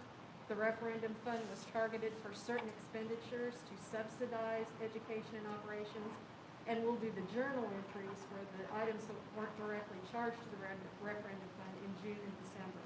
So I believe there was $3 million set aside for assistance with teacher salaries. That'll get moved in June and December and liquidated. So the other funds are pretty much routine. Rainy day, you probably won't see anything during the year. Let's hope we don't see anything come out. We might see something go in, because rainy day really is in place to hold funds for a future use. And if we don't need those funds this year, those would be the last funds that we would probably use. Also, you'll see an encumbrance report. The encumbrance report shows budget dollars spent and budgets remaining for tax-supported funds each month. Again, you'll have a beginning balance, it'll show your disbursements, and it'll show the encumbrance, and then it'll have an ending balance. And the encumbered amount usually means that there's purchase orders on the system that have not liquidated, but those budget dollars have been spoken for. I want you to look closely at the financial the status report, or the financial report, the 2-page one. Just so you know, this is the preliminary January report. We just closed the month though today, so we haven't had time to get everything done that we normally do with these. But I want you to go down, and I don't want you to be alarmed at the school lunch. 080, Fund 080 was operating in the negative, $486,000. As Mr. Lintus said, we hope to get totally out of the hole as we return to a more normal work or school attendance schedule. At one point in time in February, they were out of the hole. But then payroll hit. They got their reimbursement for December, December and January, and then they won't get January's reimbursement until February. So we go in the hole and then we'll come out, and hopefully eventually we'll get to the point where we have a consistent positive balance. But when we didn't have kids in school, we obviously didn't get the reimbursement as normal. The other thing, if you'll notice, I'm sorry, Cindy, is down the form you'll see some grant funds negative, but the grant, and some of them are large negatives, like Title I, $437,000. That's because we can only claim those funds after those are spent. So the end of the month will be negative. We'll get a receipt in. So next month you'll see a receipt come in, but then we spend it down again. All the grants have primarily been transitioned to reimbursement grants. So we have to spend the money before we get the money. And I usually do those at the end of the month. You can do it like the 31st or the 1st, and we don't get the money till the 15th, so we will not see that reflected in this because these come sooner than that. I have 250.9, white bricks. Can you explain that a little bit? That was, Ms. Scott, that was when we sold bricks for the walkway out in front. People could buy a memorial brick or an in honor brick. That money all went into this brick account to actually pay for repairs and things to the outside to the grounds the flower beds and all those types of things on the exterior of the pool. So you, every year when they want to do spring planting or something, they go to We this can fund? use that fund. Also, there's another, the 201.4 is a pool donation fund, and those people that wanted sponsorships on the inside of the building, there are several companies noted when you walk in the front door of the aquatic center. Those people paid in for those sponsorships, and that money is set aside in this donation fund to use for capital needs. So if we need to replace a piece of equipment or that type of thing, we have this money also available to use to offset the cost. And, like when you show me the report for the total I expenses of include the that. pool. Okay. I include expenditures in that fund. I do. And But it's that's a usually the one-time capital. thing? Pardon me? Was that a one-time thing when the building was built, or do they continue? You'll see some of those pledges were over time. So, like, I believe one of them was Joint has a sponsorship. Some of them paid upfront, and some of them paid over a 5-year term. So those should be coming to an end, so you probably won't see receipts into it anymore. I'll have to check with Brandy because she does those for me and sends out those letters to remind people. We actually drew up contracts for those sponsorships, and then they pay against that contract, and that money goes into that pool donation fund. And who determines when those funds are used? Is that somebody from maintenance, say they have to buy a new pump or something? It's usually our office, Your office, okay. because we try to keep the expenses minimal out of the operations fund as we've gone through this cost conservation and process. We try to hit those funds first, and then use the operations budget if needed. But that I include them on that report. Okay. Yes. And I was gonna go back to school lunch. January was a 3-pay month, so if it looks worse than what it really is, it won't be as bad in February. Cindy, we can't hardly hear you. January was a 3-pay month, so school lunch looks worse than it Just normally take your would. mask off, forget about the microphone, yeah. I just must be really loud. Yeah. Oh, I'm sorry. I'm really quiet until they get to know me. You wanna switch? We've already talked about the Board of Finance Committee a lot. Here, take it. She doesn't need it. Oh, thank you. Okay, we're on, next slide. Other business office functions. Cindy and I both serve on the contract and labor negotiation team with Mr. Cox, so we go through and do all the projections based on potential settlements with the teachers and other groups. We process all the corporation provided benefits to employee groups such as the sick leave buy-down, the years of service buy-down, and the annuity match. We do all the forecasting, the financial forecasting that we give to and share with the administrative team. For strategic planning, we provide information as requested to the Board of School Trustees, and we support the administrators and school secretaries and treasurers. We train and support extracurricular treasurers, and we work with building level administrators on school budgets.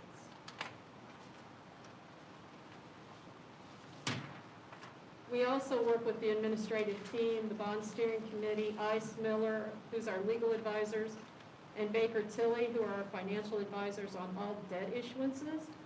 And I believe that Dr. Hayworth is going to speak more about this, but currently we are working through the last steps necessary legally to finalize the Otter Creek Addition renovation project, which was a $10 million, is really a $10 million leasing project and not actually a GO bond, but we always refer to them as GO bonds. The lease rental process is a little bit different than the GO bond process, but ultimately it's debt and it goes on our debt schedule. This process on Otter Creek started back in September of 2020. So we had, the board at that time adopted all the required legal documents, but you unfortunately are tasked with finalizing that project. So, as Dr. Hayworth indicated a little bit earlier, the remonstrance period ended. Nobody filed anything against the project, so at the February 22nd board meeting, we will ask your approval of adoptions to adopt resolutions approving the preliminary plans, the form of the lease, and authorizing publication of the notice of hearing on the lease, and to approve the schematic design plans. That will be followed by your next board action, which is on March 22nd, and that will be the last time that you have to hear anything from us about the bond itself. But the board will hold hearings on the lease and the additional appropriation and adopt resolutions authorizing the execution of the lease, adopt the additional appropriation resolution, adopt a resolution to assign construction bids to the building corporation, and adopt a resolution approving a supplement to the master continuing disclosure undertaking. And then what we'd like to also do on February the 22nd, if allowed by the board, is we would like to begin the process of the approval on the 2021 rolling GO bond that will be around $5.6 million. It's a short-term obligation bond. I believe it's 3-year repayment, and that, again, is used to fill the gap between our circuit breaker loss that we experience every year and what our needs are across the corporation. The bond will be used to complete those corporation-wide projects, as Mr. Long indicated, and provide purchases of equipment, needed instructional and administrative equipment across the district. We would like to start that process on February the 22nd, but it's at your pleasure if we move forward with that. Donna, can I just interrupt real quick? Sure. So what Donna just described to you is 2 processes that we hope to bring to you at the end of this month. One relates to Otter Creek. When we're talking about Otter Creek, that's going to be a lease finance because we're going to use a building corporation set up by the state of Indiana that we have to use in order to be able to borrow the money. The other is something that Rick talked to you and then Donna's been talking to you about. In 2020, we did a number of projects and Rick went over those earlier. To do the projects in 2020, we had to approve the financing in 2019. And now we're just rolling that forward, and what we're going to come to you and ask permission to be able to do the exact same thing in 2022, with the majority of those projects being roofing projects, chiller projects, those really non-sexy things that we do in order to keep those schedules up and running, because we would not want to get behind in those. And what Donna's going to show to you next is how we can afford that under debt service. If you look at this slide, the lavenderish gray portion of the graph indicates what our current debt load is right now. And as you can see, out after 2026, that load does not exist. That is the proverbial cliff that we're going to fall off, that we would have no outstanding debt. You can see in the green, Baker Tilly has shown the impact of the Otter Creek, the $10 million Otter Creek lease rental. And you can see the payoff out in 2031. So you can see it's a small portion of the debt will be repaid in 2022 and 2023, and that primarily is capitalized interest on the debt, and then we get to the actual repayment of that loan starting in 2024. That's where you see the majority of the impact. Then on top of the graph, we've had Baker Tilly phase in the proposed $5.575 million, I think that's the actual total, on the anticipated 2021 GO bond. And you can see that gets paid off at the end of 2024. That's how we maintain that debt rate and debt levy as we wait to find out what happens with North-Southwest, and we're in a very good position to then accumulate debt, add debt. So you can see by the schedule there is capacity. It will do little or nothing to the tax rate, And as we get into it, Baker Tilly will make that presentation to you based on this year's assessed value as we know it and what the implication is to the tax rate. If we give up tax rate, it's difficult to get tax rate back. So we've been very cognizant of that rate and have tried to keep our tax rate overall very level, as you'll see on the subsequent slide. I But like to say that's what we'd like to do. I like to say that nobody remembers when tax decrease. They don't give you any credit for that. They do remember when you increase their taxes. So our ability to maintain a debt service schedule that is consistent is very important for the district. And that's what we're going to try to do with multiple projects, with the largest of those being the high school projects. Is our debt load similar to other school districts that we compare with? No, our debt load Do is we have a lot more or less? Less. Okay. A lot less. I believe the past administration was setting this debt schedule up for the ability to do high school projects. And that's why you have so much debt falling on.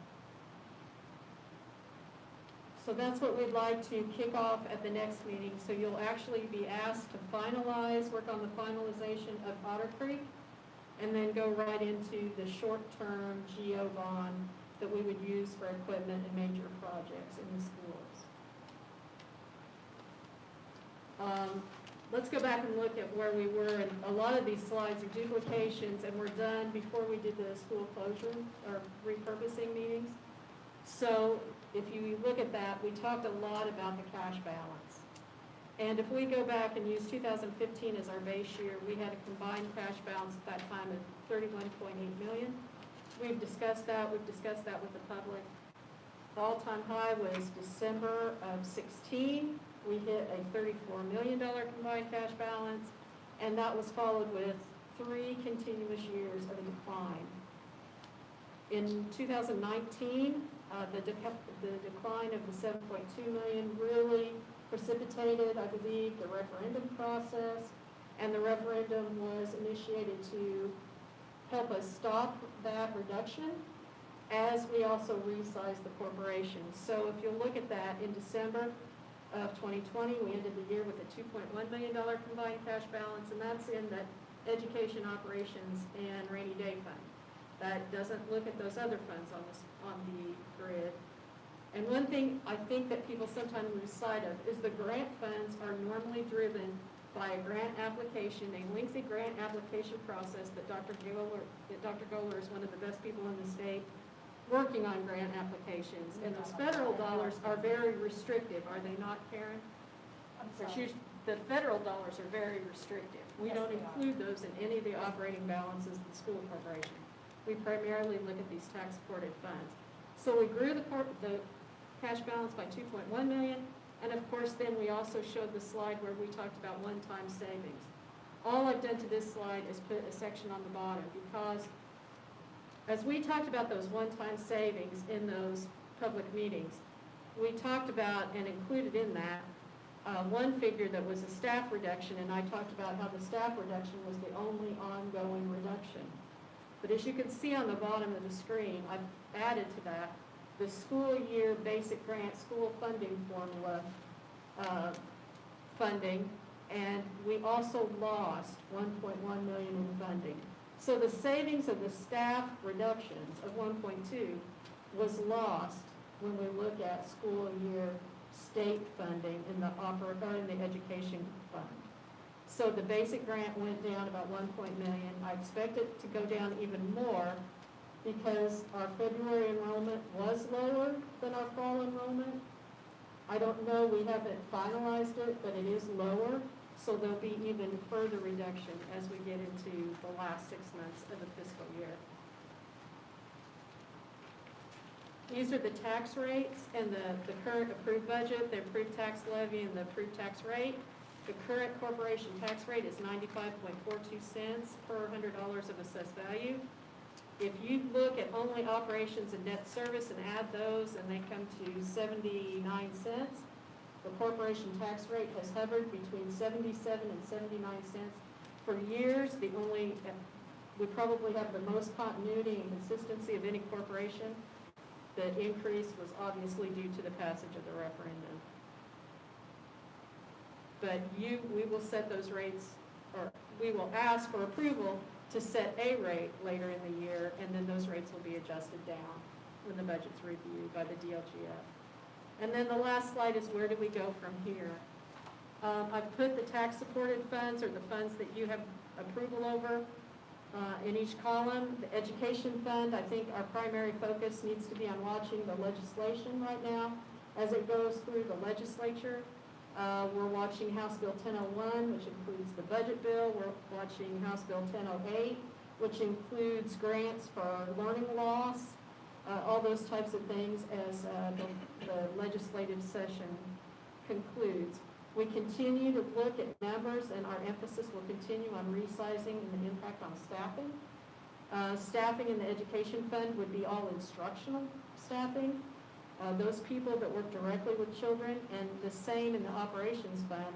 We will look at people paid out of the operations fund as Mr. Long's area, my area, custodial maintenance, all those are paid out of the operations fund. Debt service, we need to continue the strategic issuance of the GEO bonds to offset circuit breaker loss, and that's what we'll ask to start at the next meeting to again do that, and that will be a $5.575 million bond. The referendum fund, we will continue to work, and as we go through the budget adoption cycle, you will hear us talk about making sure that we capture all revenue that we can in the referendum fund, as we even have access to AB growth in the TIF district, and that's where most of the growth, I believe, in the county is. So that 16.22 cents can be applied to that to make sure that we capture the maximum revenue we can in the referendum fund. And we'll continually use those referendum dollars to support teacher pay, SPO, staffing and counseling, nursing, and other programs, and provide assistance to the operations fund with a transportation subsidy. The transportation, we had initially allocated $1 million in the referendum for fuel, and as Mr. Long pointed out in his presentation, we did save a substantial amount of fuel because the buses just purely weren't driven. And then in rainy day, we'll continue to make every effort to accumulate funds in that to guard against any future legislative issue that would impact our revenue. And we anticipate coming to you to move the ESG settlement to the rainy day fund, as that really is not a normal operational cost, but by law, we have to put it in operations and then transfer it out by board approval. And then, as most of you probably heard today, they did make a release that we do anticipate receiving a substantial grant for the second act of CARES. The thing that we need to make sure is that everyone in the public understands that those funds are very much limited to certain areas. And as an administrative team, we are going to work, those funds are available for 3 years, or up through September of 2023. We want to make sure that we use those funds to not only give those students what they need, but also find ways to use it to help us as we move forward with resizing. So I think a lot of those funds will be targeted at student loss, learning loss. I think we'll target those, as we have in the past, on the virtual technology improvements. We do have some expenditures that we need to make that improve our wireless network. And I think that we'll continue to hopefully use some of those funds to offset that, which then will bounce back to letting us repurpose some of the GEO bond dollars. We've spent the technology GEO bond dollars that we had from the last round of GEO bonds. Mr. Long has his projects budgeted, but I think that we may be able to use the CARES dollars to supplement some of those technology purchases, and we may have additional funds available for Mr. Long then to use for those items that come up in the year, or those unanticipated issues that he's asked to get done that are of a capital nature. I think that that's all of our slides. We'd be happy to answer any questions that you may have. I have a question. Can you tell us what buildings we currently still owe on of our building site? I think it's certain elementary schools, and the pool is now paid for? The pool was paid for, I believe, at the end of last year, the middle of last year. And then so, is it the three, as we said, they're 17 years old now, elementary schools, are they zero balance? Let us look at that and get back to you. I'll have to, because, Okay. yeah, part of that, we refinanced a bond. So that's why, I know it pays for part of, there was a project, let me double check and let me get back to you, I don't want to Don't mistake. worry. I don't want to mistake. And then out of capital, what used to be capital projects, which is now the operations, we have some outstanding energy contracts that we need to finalize. And I think those all fall off in 2026.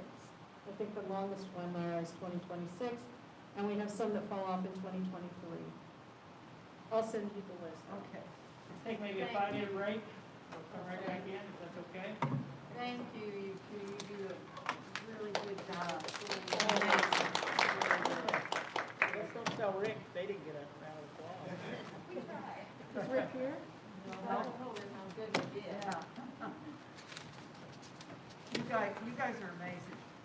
We'd be in trouble without you. Well, we appreciate that. It's been a challenging year, but in some ways, it's been a good year. We've weathered the storm well, let's put it that way. We've weathered the storm well. All things come back to the money though, so it's. Well, the receipt of the CARES dollars last year obviously helped us quite a bit to expedite things, roll out projects that we thought were going to take, like the Chromebooks. Yeah, oh, yeah. Yeah, we wouldn't have been able to do that without the CARES dollars. No, there's a few little things from COVID. Yeah. Very few, but Very few. Yeah.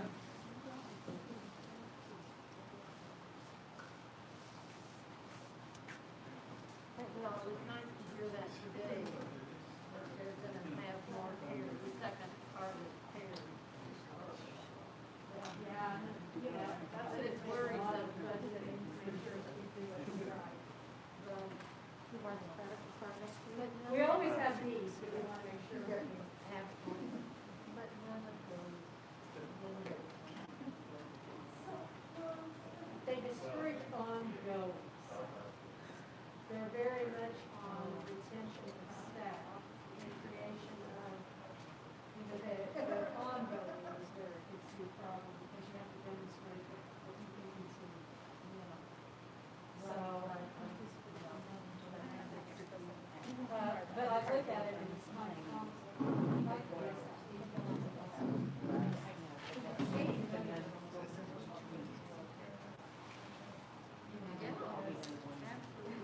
people don't realize.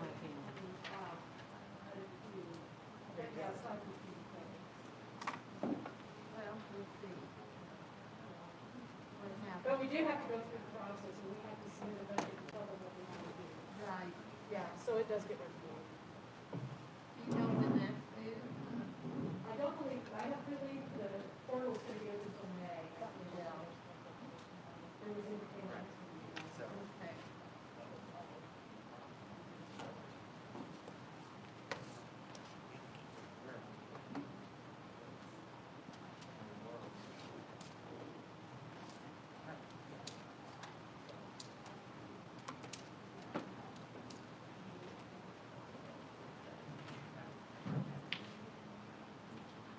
Joni, do you have to go through all of this with the health department, all the budgeting and the,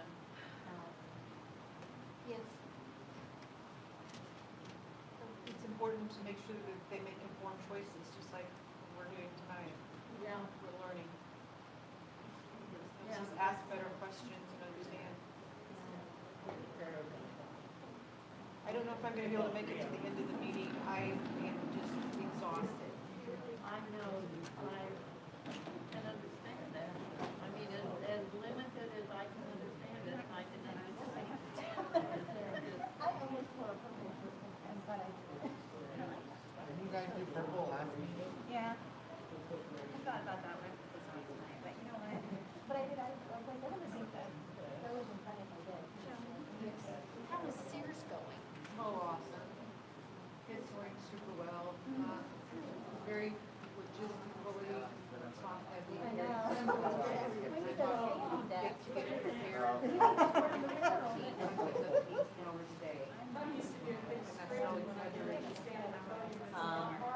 Scott. It's paperwork that we're still working out, but nothing to do with somebody from the outside. I think we're all here. Let's get on to the students from all streets. You just start, we're gonna stand the way you talk, Dr. I get my steps in today, Dr. Dr. Quinn from the EMA is taking on that. So everybody doing their part.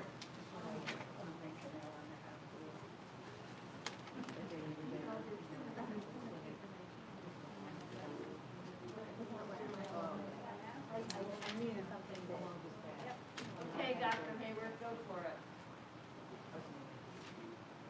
So I'm happy to introduce Bill Riley. Well done. Good evening. Thanks for your time tonight. I want to talk a little bit about student enrollment strategy development. And before I do that, I want to talk about this jungle gym. This was the big Christmas gift my wife and I bought our kids this year. And I took advantage of a 35-degree day in December to put it together. I wanted my kids to be able to enjoy it, and I wanted to enjoy them enjoying it from the kitchen window with a hot cup of coffee. So I threw this thing together. I figured, how hard could this be?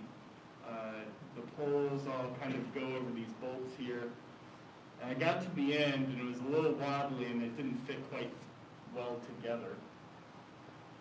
After I went back and looked at the instructions, yes, I'm that guy, I realized that every single point where you see poles come together, they have to overlap in a very specific order. This shape gives consistent strength. One mistake in overlapping caused me to rework one of those points by using a hacksaw, which was not included in the instruction set. I want you to remember this phrase. This shape gives consistent strength. So today, I want to talk to you a little bit about a really intentional shape. I want to talk a little bit about how all the things we do might overlap into good student enrollment strategy. It's important to note that this strategy hasn't been developed. We have a team of people meeting weekly to discuss items that we might spend energy on, but at some point, we will need to develop an overall strategy to make sure that each facet of what we do overlaps in an appropriate way for overall strength and success. In my presentation tonight, I'm going to talk about three things. I'm going to help you understand our enrollment problems. I get to deliver the unhappy news again. I want to talk about what an overall strategy to solve those problems might start to look like. And then I also want to talk a little bit about how a virtual school fits into that strategy. So this slide is nothing new. It's something you've seen before, but it's important context for my presentation. We've now commissioned 2 demographic studies from Jerome McKibben, the demographer we use, the second and most recent of which we received a few months ago. In that updated demographic study, you can see that our projected enrollment is expected to fall to 13,000 students in 10 years. Now, we're currently lower than these projections due to COVID. And when we asked Dr. McKibben about this, he said that we can expect to reclaim 80% of the students we lost because of COVID. These students have chosen area corporations, they've chosen homeschooling, and they've chosen virtual schooling. 2 weeks ago, we identified as a group 200 students who withdrew to homeschool because of COVID, and we had principals reach out to those 200 students.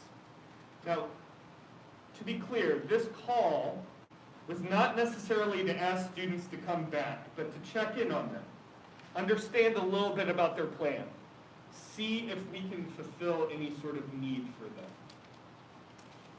From the context we made on that spreadsheet so far, 5 of those, 200 moved out of county. 23 of those 200 want to come back in the fall. 1 told us they're going to stay with Indiana Connections. 19 of them said, I'm going to stay homeschooled. 7 are unsure. The rest, we don't have notes for. Tried to call them, left a message, maybe. Many of the answers we received back revolve around safety concerns due to COVID or not liking the school environment. So I think some further context on this slide is important. Look at the arrow that I just put up there. We're not talking about families and children who have formed an opinion on the Vigo County School Corporation yet. Because in the middle of this graph, we see a child born today. That's where they enter kindergarten. And so we're not talking about students who we can have any sort of impact on right now to influence their decision. We're talking also about our future here in Vigo County. What I'm trying to say by that is we can't do much about birth rates. We can't do much about in-migration in Vigo County. Now, when we met with the demographer, he even suggested that large corporate movement in the community doesn't necessarily show up in in-school enrollment because people often continue to live where they live and take a job out of town. One of the examples he gave us was in Princeton, Indiana. Large Toyota plant came to town. Huge. If you've gone to Evansville, you've driven past it. It's enormous. I think it has its own exit on the interstate or highway or whatever it is. Princeton didn't see a bump in their enrollment from that factory. People continued, now they did, like 15 students, right? Not a significant one. People continued to live where they live and commute, or it was just a better job for somebody already living there. Now, we're working with the West Central 2025 group to grow our community. I had the good fortune of being involved in one of their full-day sessions a couple weeks ago. But this is unlikely to have large-scale impact on our enrollment. The number of children living in our county continues to shrink. So this slide shows our average daily membership. It's the enrollment count. We do it twice a year, September and February. And you can see that steady decline that kind of got boosted by COVID in 2020. You can see that our February ADM declined from our fall count, which pretty much happens every year. Now, 13361 does not include our early graduates, which we might get credit and funding for, depending on what happens this legislative session. For the time being, about 120 early graduates are not counted in that final number. It's important to note that this is not yet finalized. There's a lot of adjustment that continues to happen. But we've lost about 695 students from our enrollment last spring to this spring. Again, McKibben expects we can get 80% back, but it will take work. And with focused work, we could return even more than 80% potentially.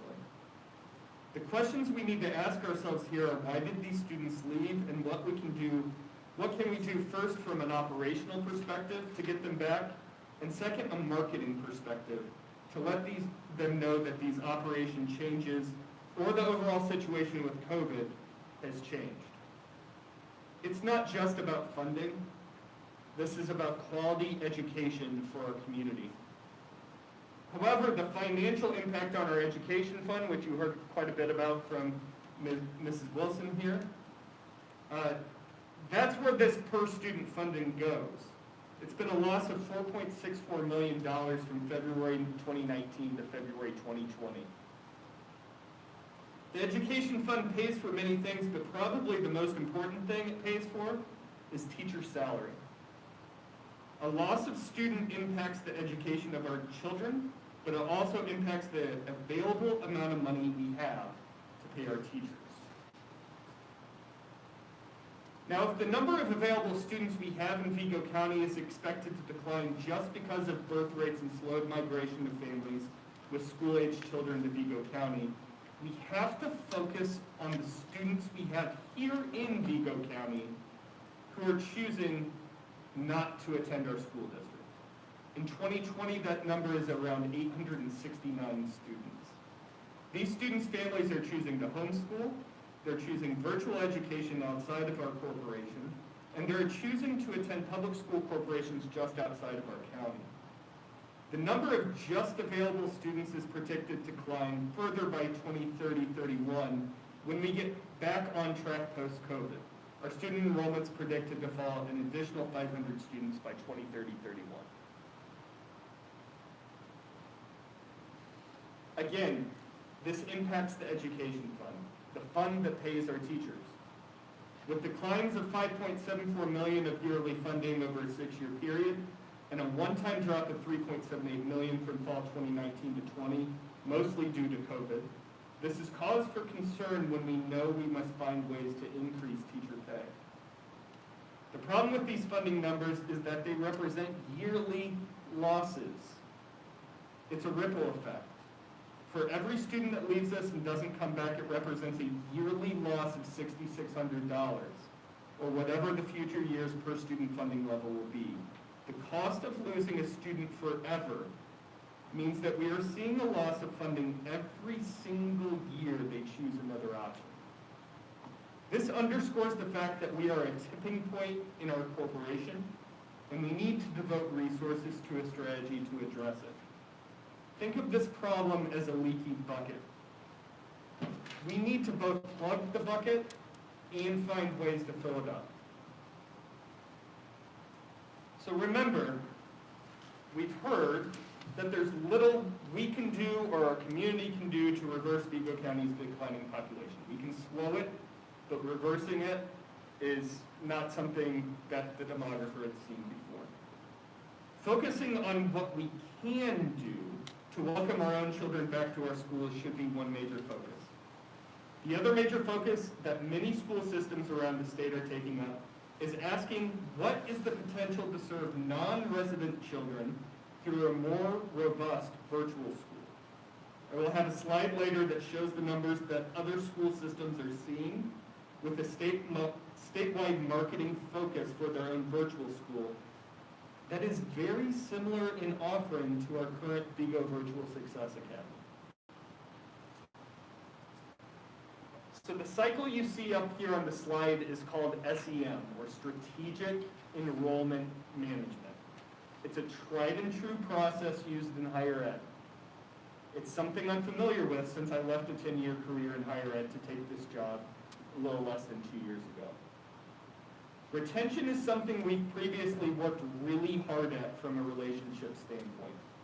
Counselors, principals, other school-based staff check in with students who have left us for homeschooling and other options. We did it again a couple weeks ago. They tried to talk to the student about their needs and how we might meet them. But when a student decides to leave, sometimes that phone call or knock on the door just isn't enough. We must identify strategies with retention, the things we do during the school year to engage families and students that make sure they never get to the point of needing that phone call or knock on the door. Outreach, application, registration. These are all things that need significant strategic focus and marketing power. We have to be able to articulate often and in many different ways the thing that sets our school corporation apart. There are probably 10 different types of families that choose to leave us. These are very different audiences and require different strategies that work in tandem with one another. Think back to the jungle gym. This is what we refer to as segmented marketing, and we need to collect data to understand how to do that appropriately.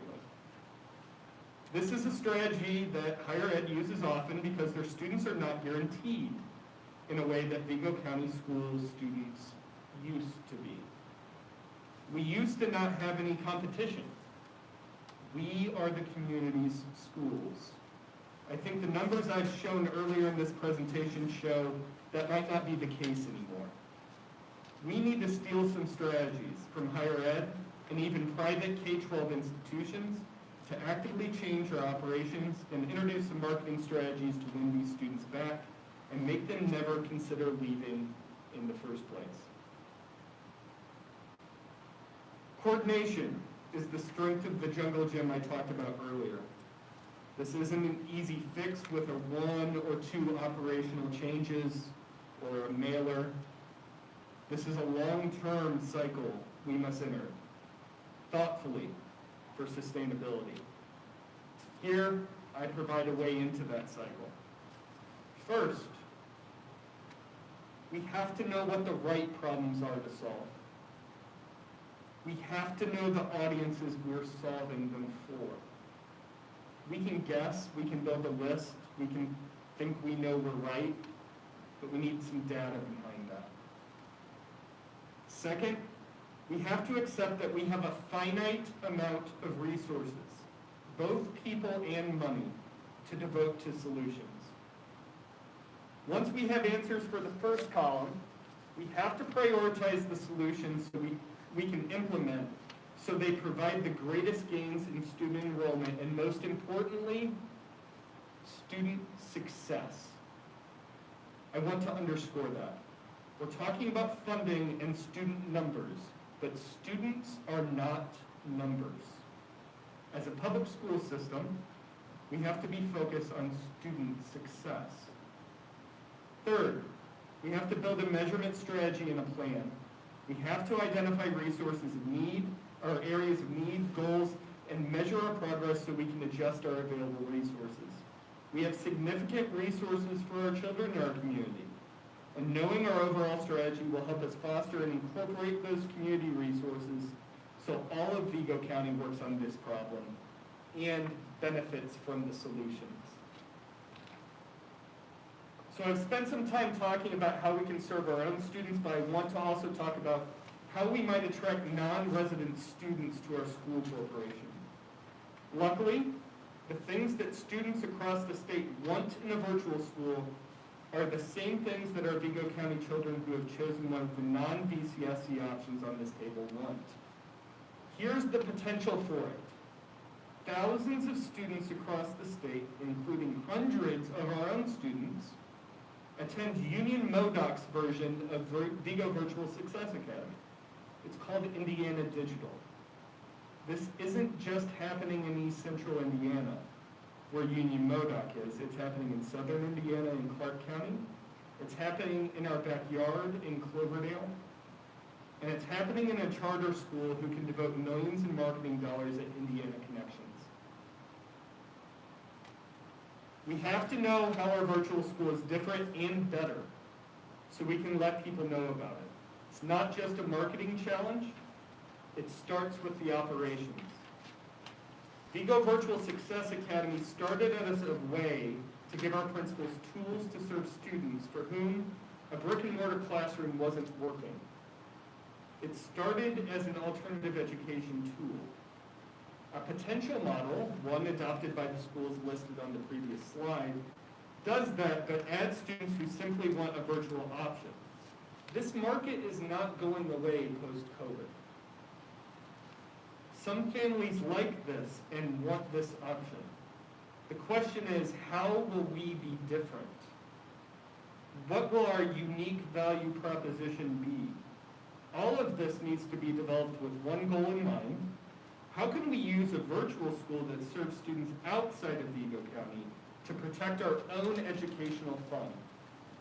How can we protect and hopefully improve our teacher pay? How can we protect and hopefully improve the resources available to our own students? There's no silver bullet to fix our enrollment. Enrollment's absolutely critical. It's how our education fund gets financed, and our education fund pays for teachers' salaries. Now, we have groups right now working on different initiatives to focus on retention, but we need to do that in a strategic way. I don't want to take a hacksaw to this in 2 years. We need an overall strategy that doesn't just focus on retention, but allows us to enter that strategic enrollment management cycle that I showed you earlier. The strength in this cycle is how the arms overlap and support each other. I can take your questions. How similar or different is this than the plan that Matt McClendon has developed or is developing regarding recruiting international students? I think it fits in. I think it's a totally different ballgame. What an international add another audience to the list. What an international student wants is very different than what a domestic student wants. But I do believe, Joni, it's also there to protect the brick and mortar. We were on a very encouraging call with South Korea today about the possibility of bringing international students to that program, which we hope to have in place by the fall of 2022. I would also add, as a parent of children in this school corporation, I think that's not just a protecting brick and mortar thing, I think that's a retention thing. I think if my Hoosier student gets to spend time with an international student and learn, that's a retention strategy. That's something different we can offer our own students.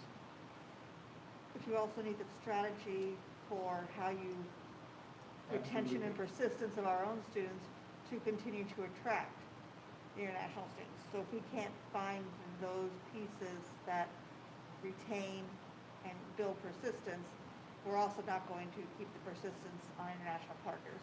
Absolutely. So I know you mentioned the West Central 2025 group. I'm curious, are we having conversations with the county council, city council, the economic development? What is that like for on a nuts and bolts level when we talk about this stuff? Because our goals are their goals. Yeah. So let me tell you a little bit about the West Central 2025 group. It's a talent region, and there are these talent regions all across the state.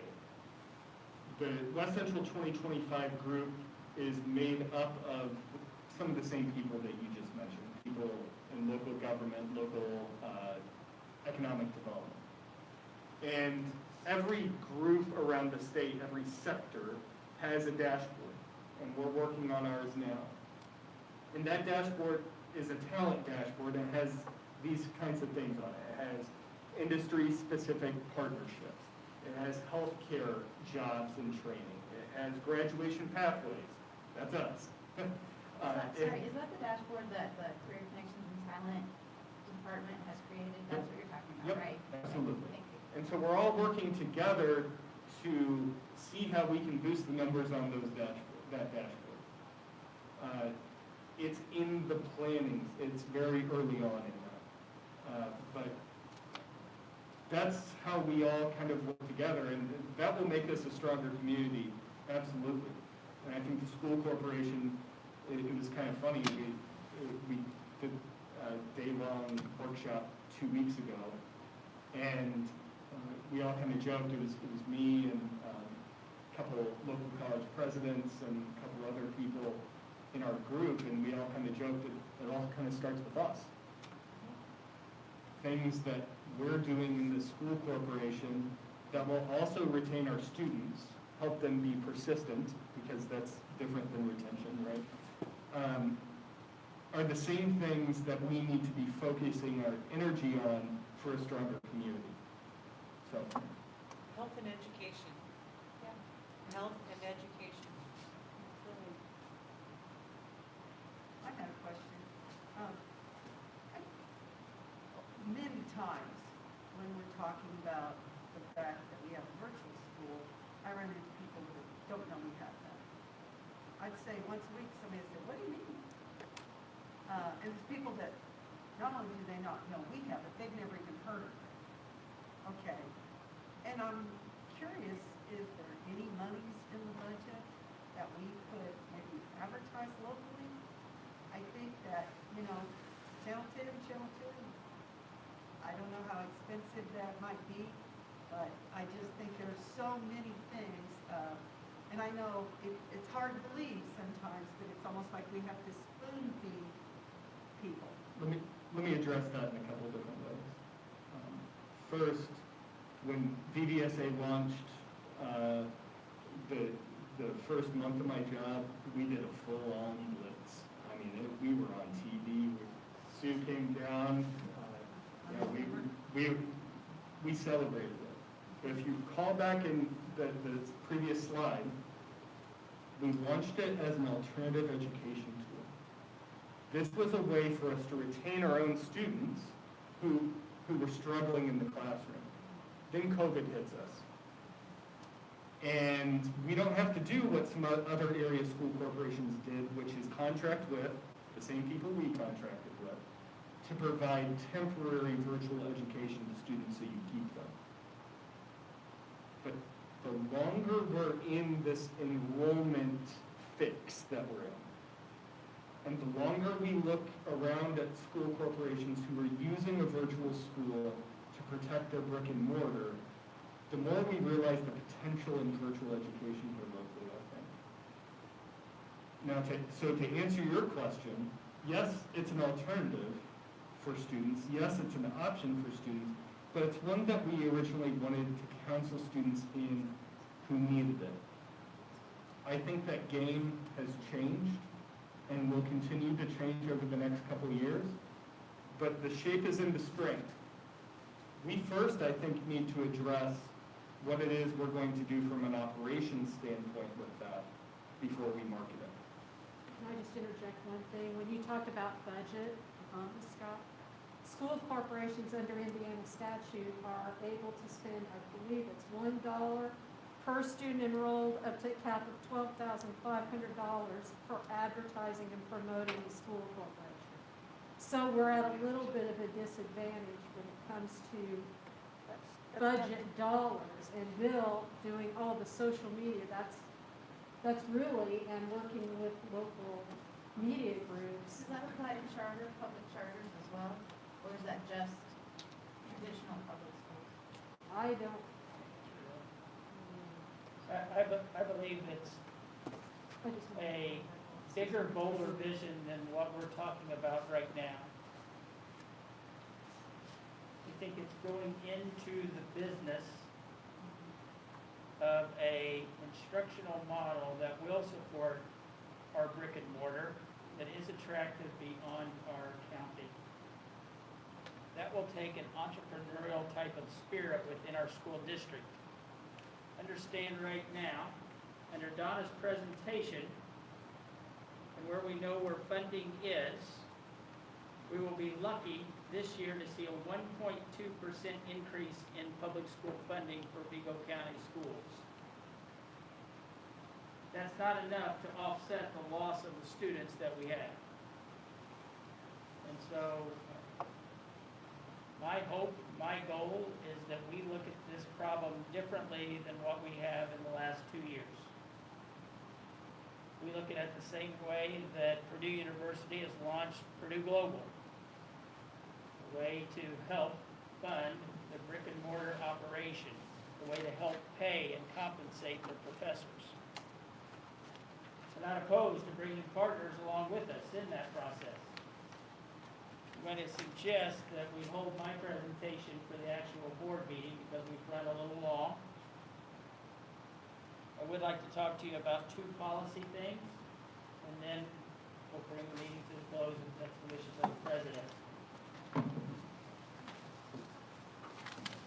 Thank you, Mr. Wright. Direct to the board on that. Our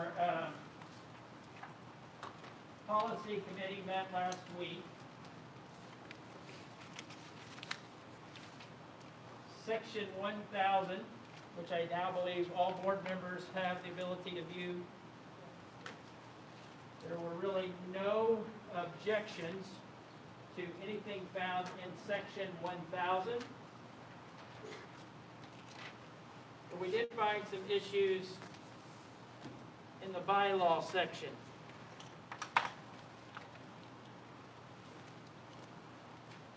I would refer to this policy 01443. It's a conflict of interest policy, but I think it addresses one of the needs that was pointed out by the policy committee. If you'll read down, what we have added is the letter E to the policy.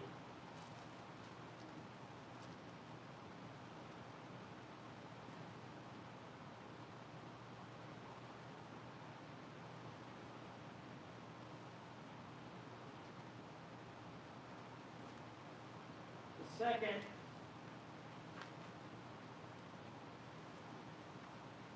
with a packet of information, I'm sorry. We had a discussion about public expression by board members when speaking to the media.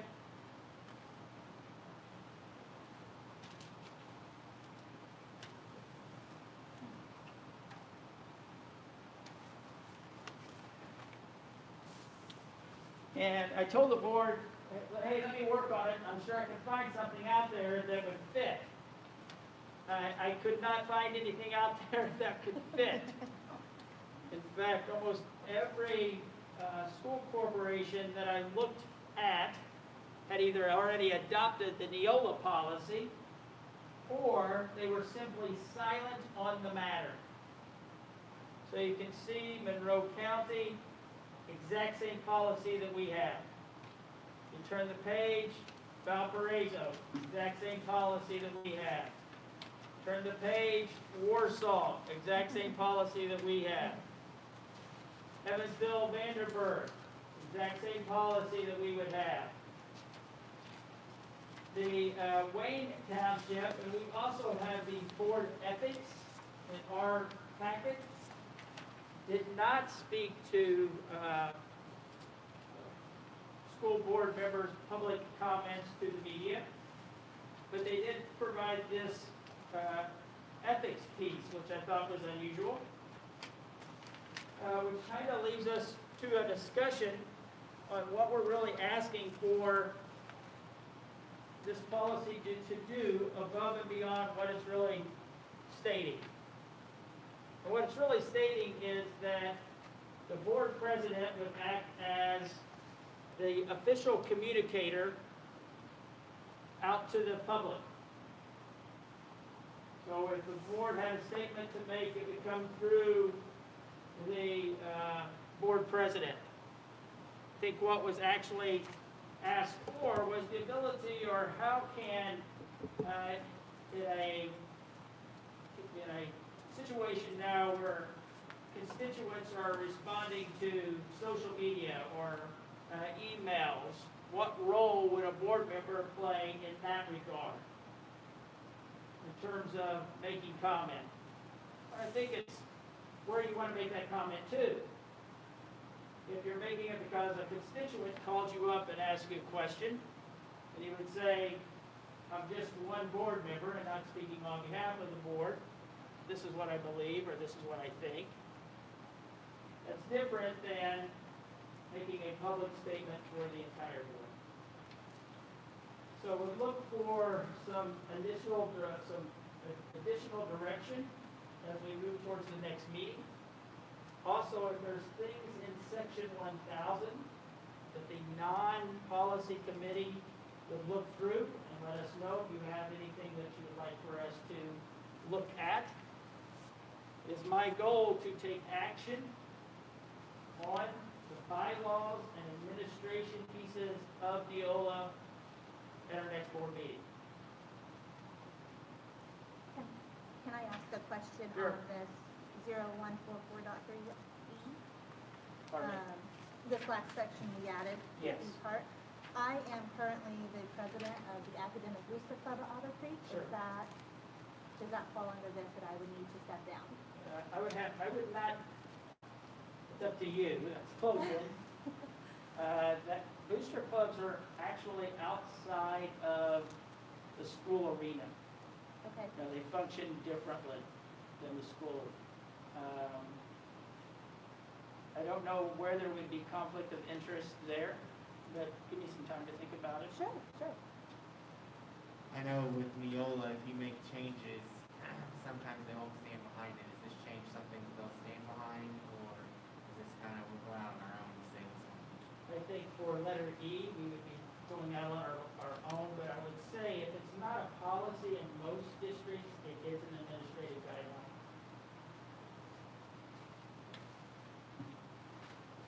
We've had complaints about that over the years, and people have said, I have checked with other corporations, and they don't allow that. So, you know, why do you? So I think that was a good call.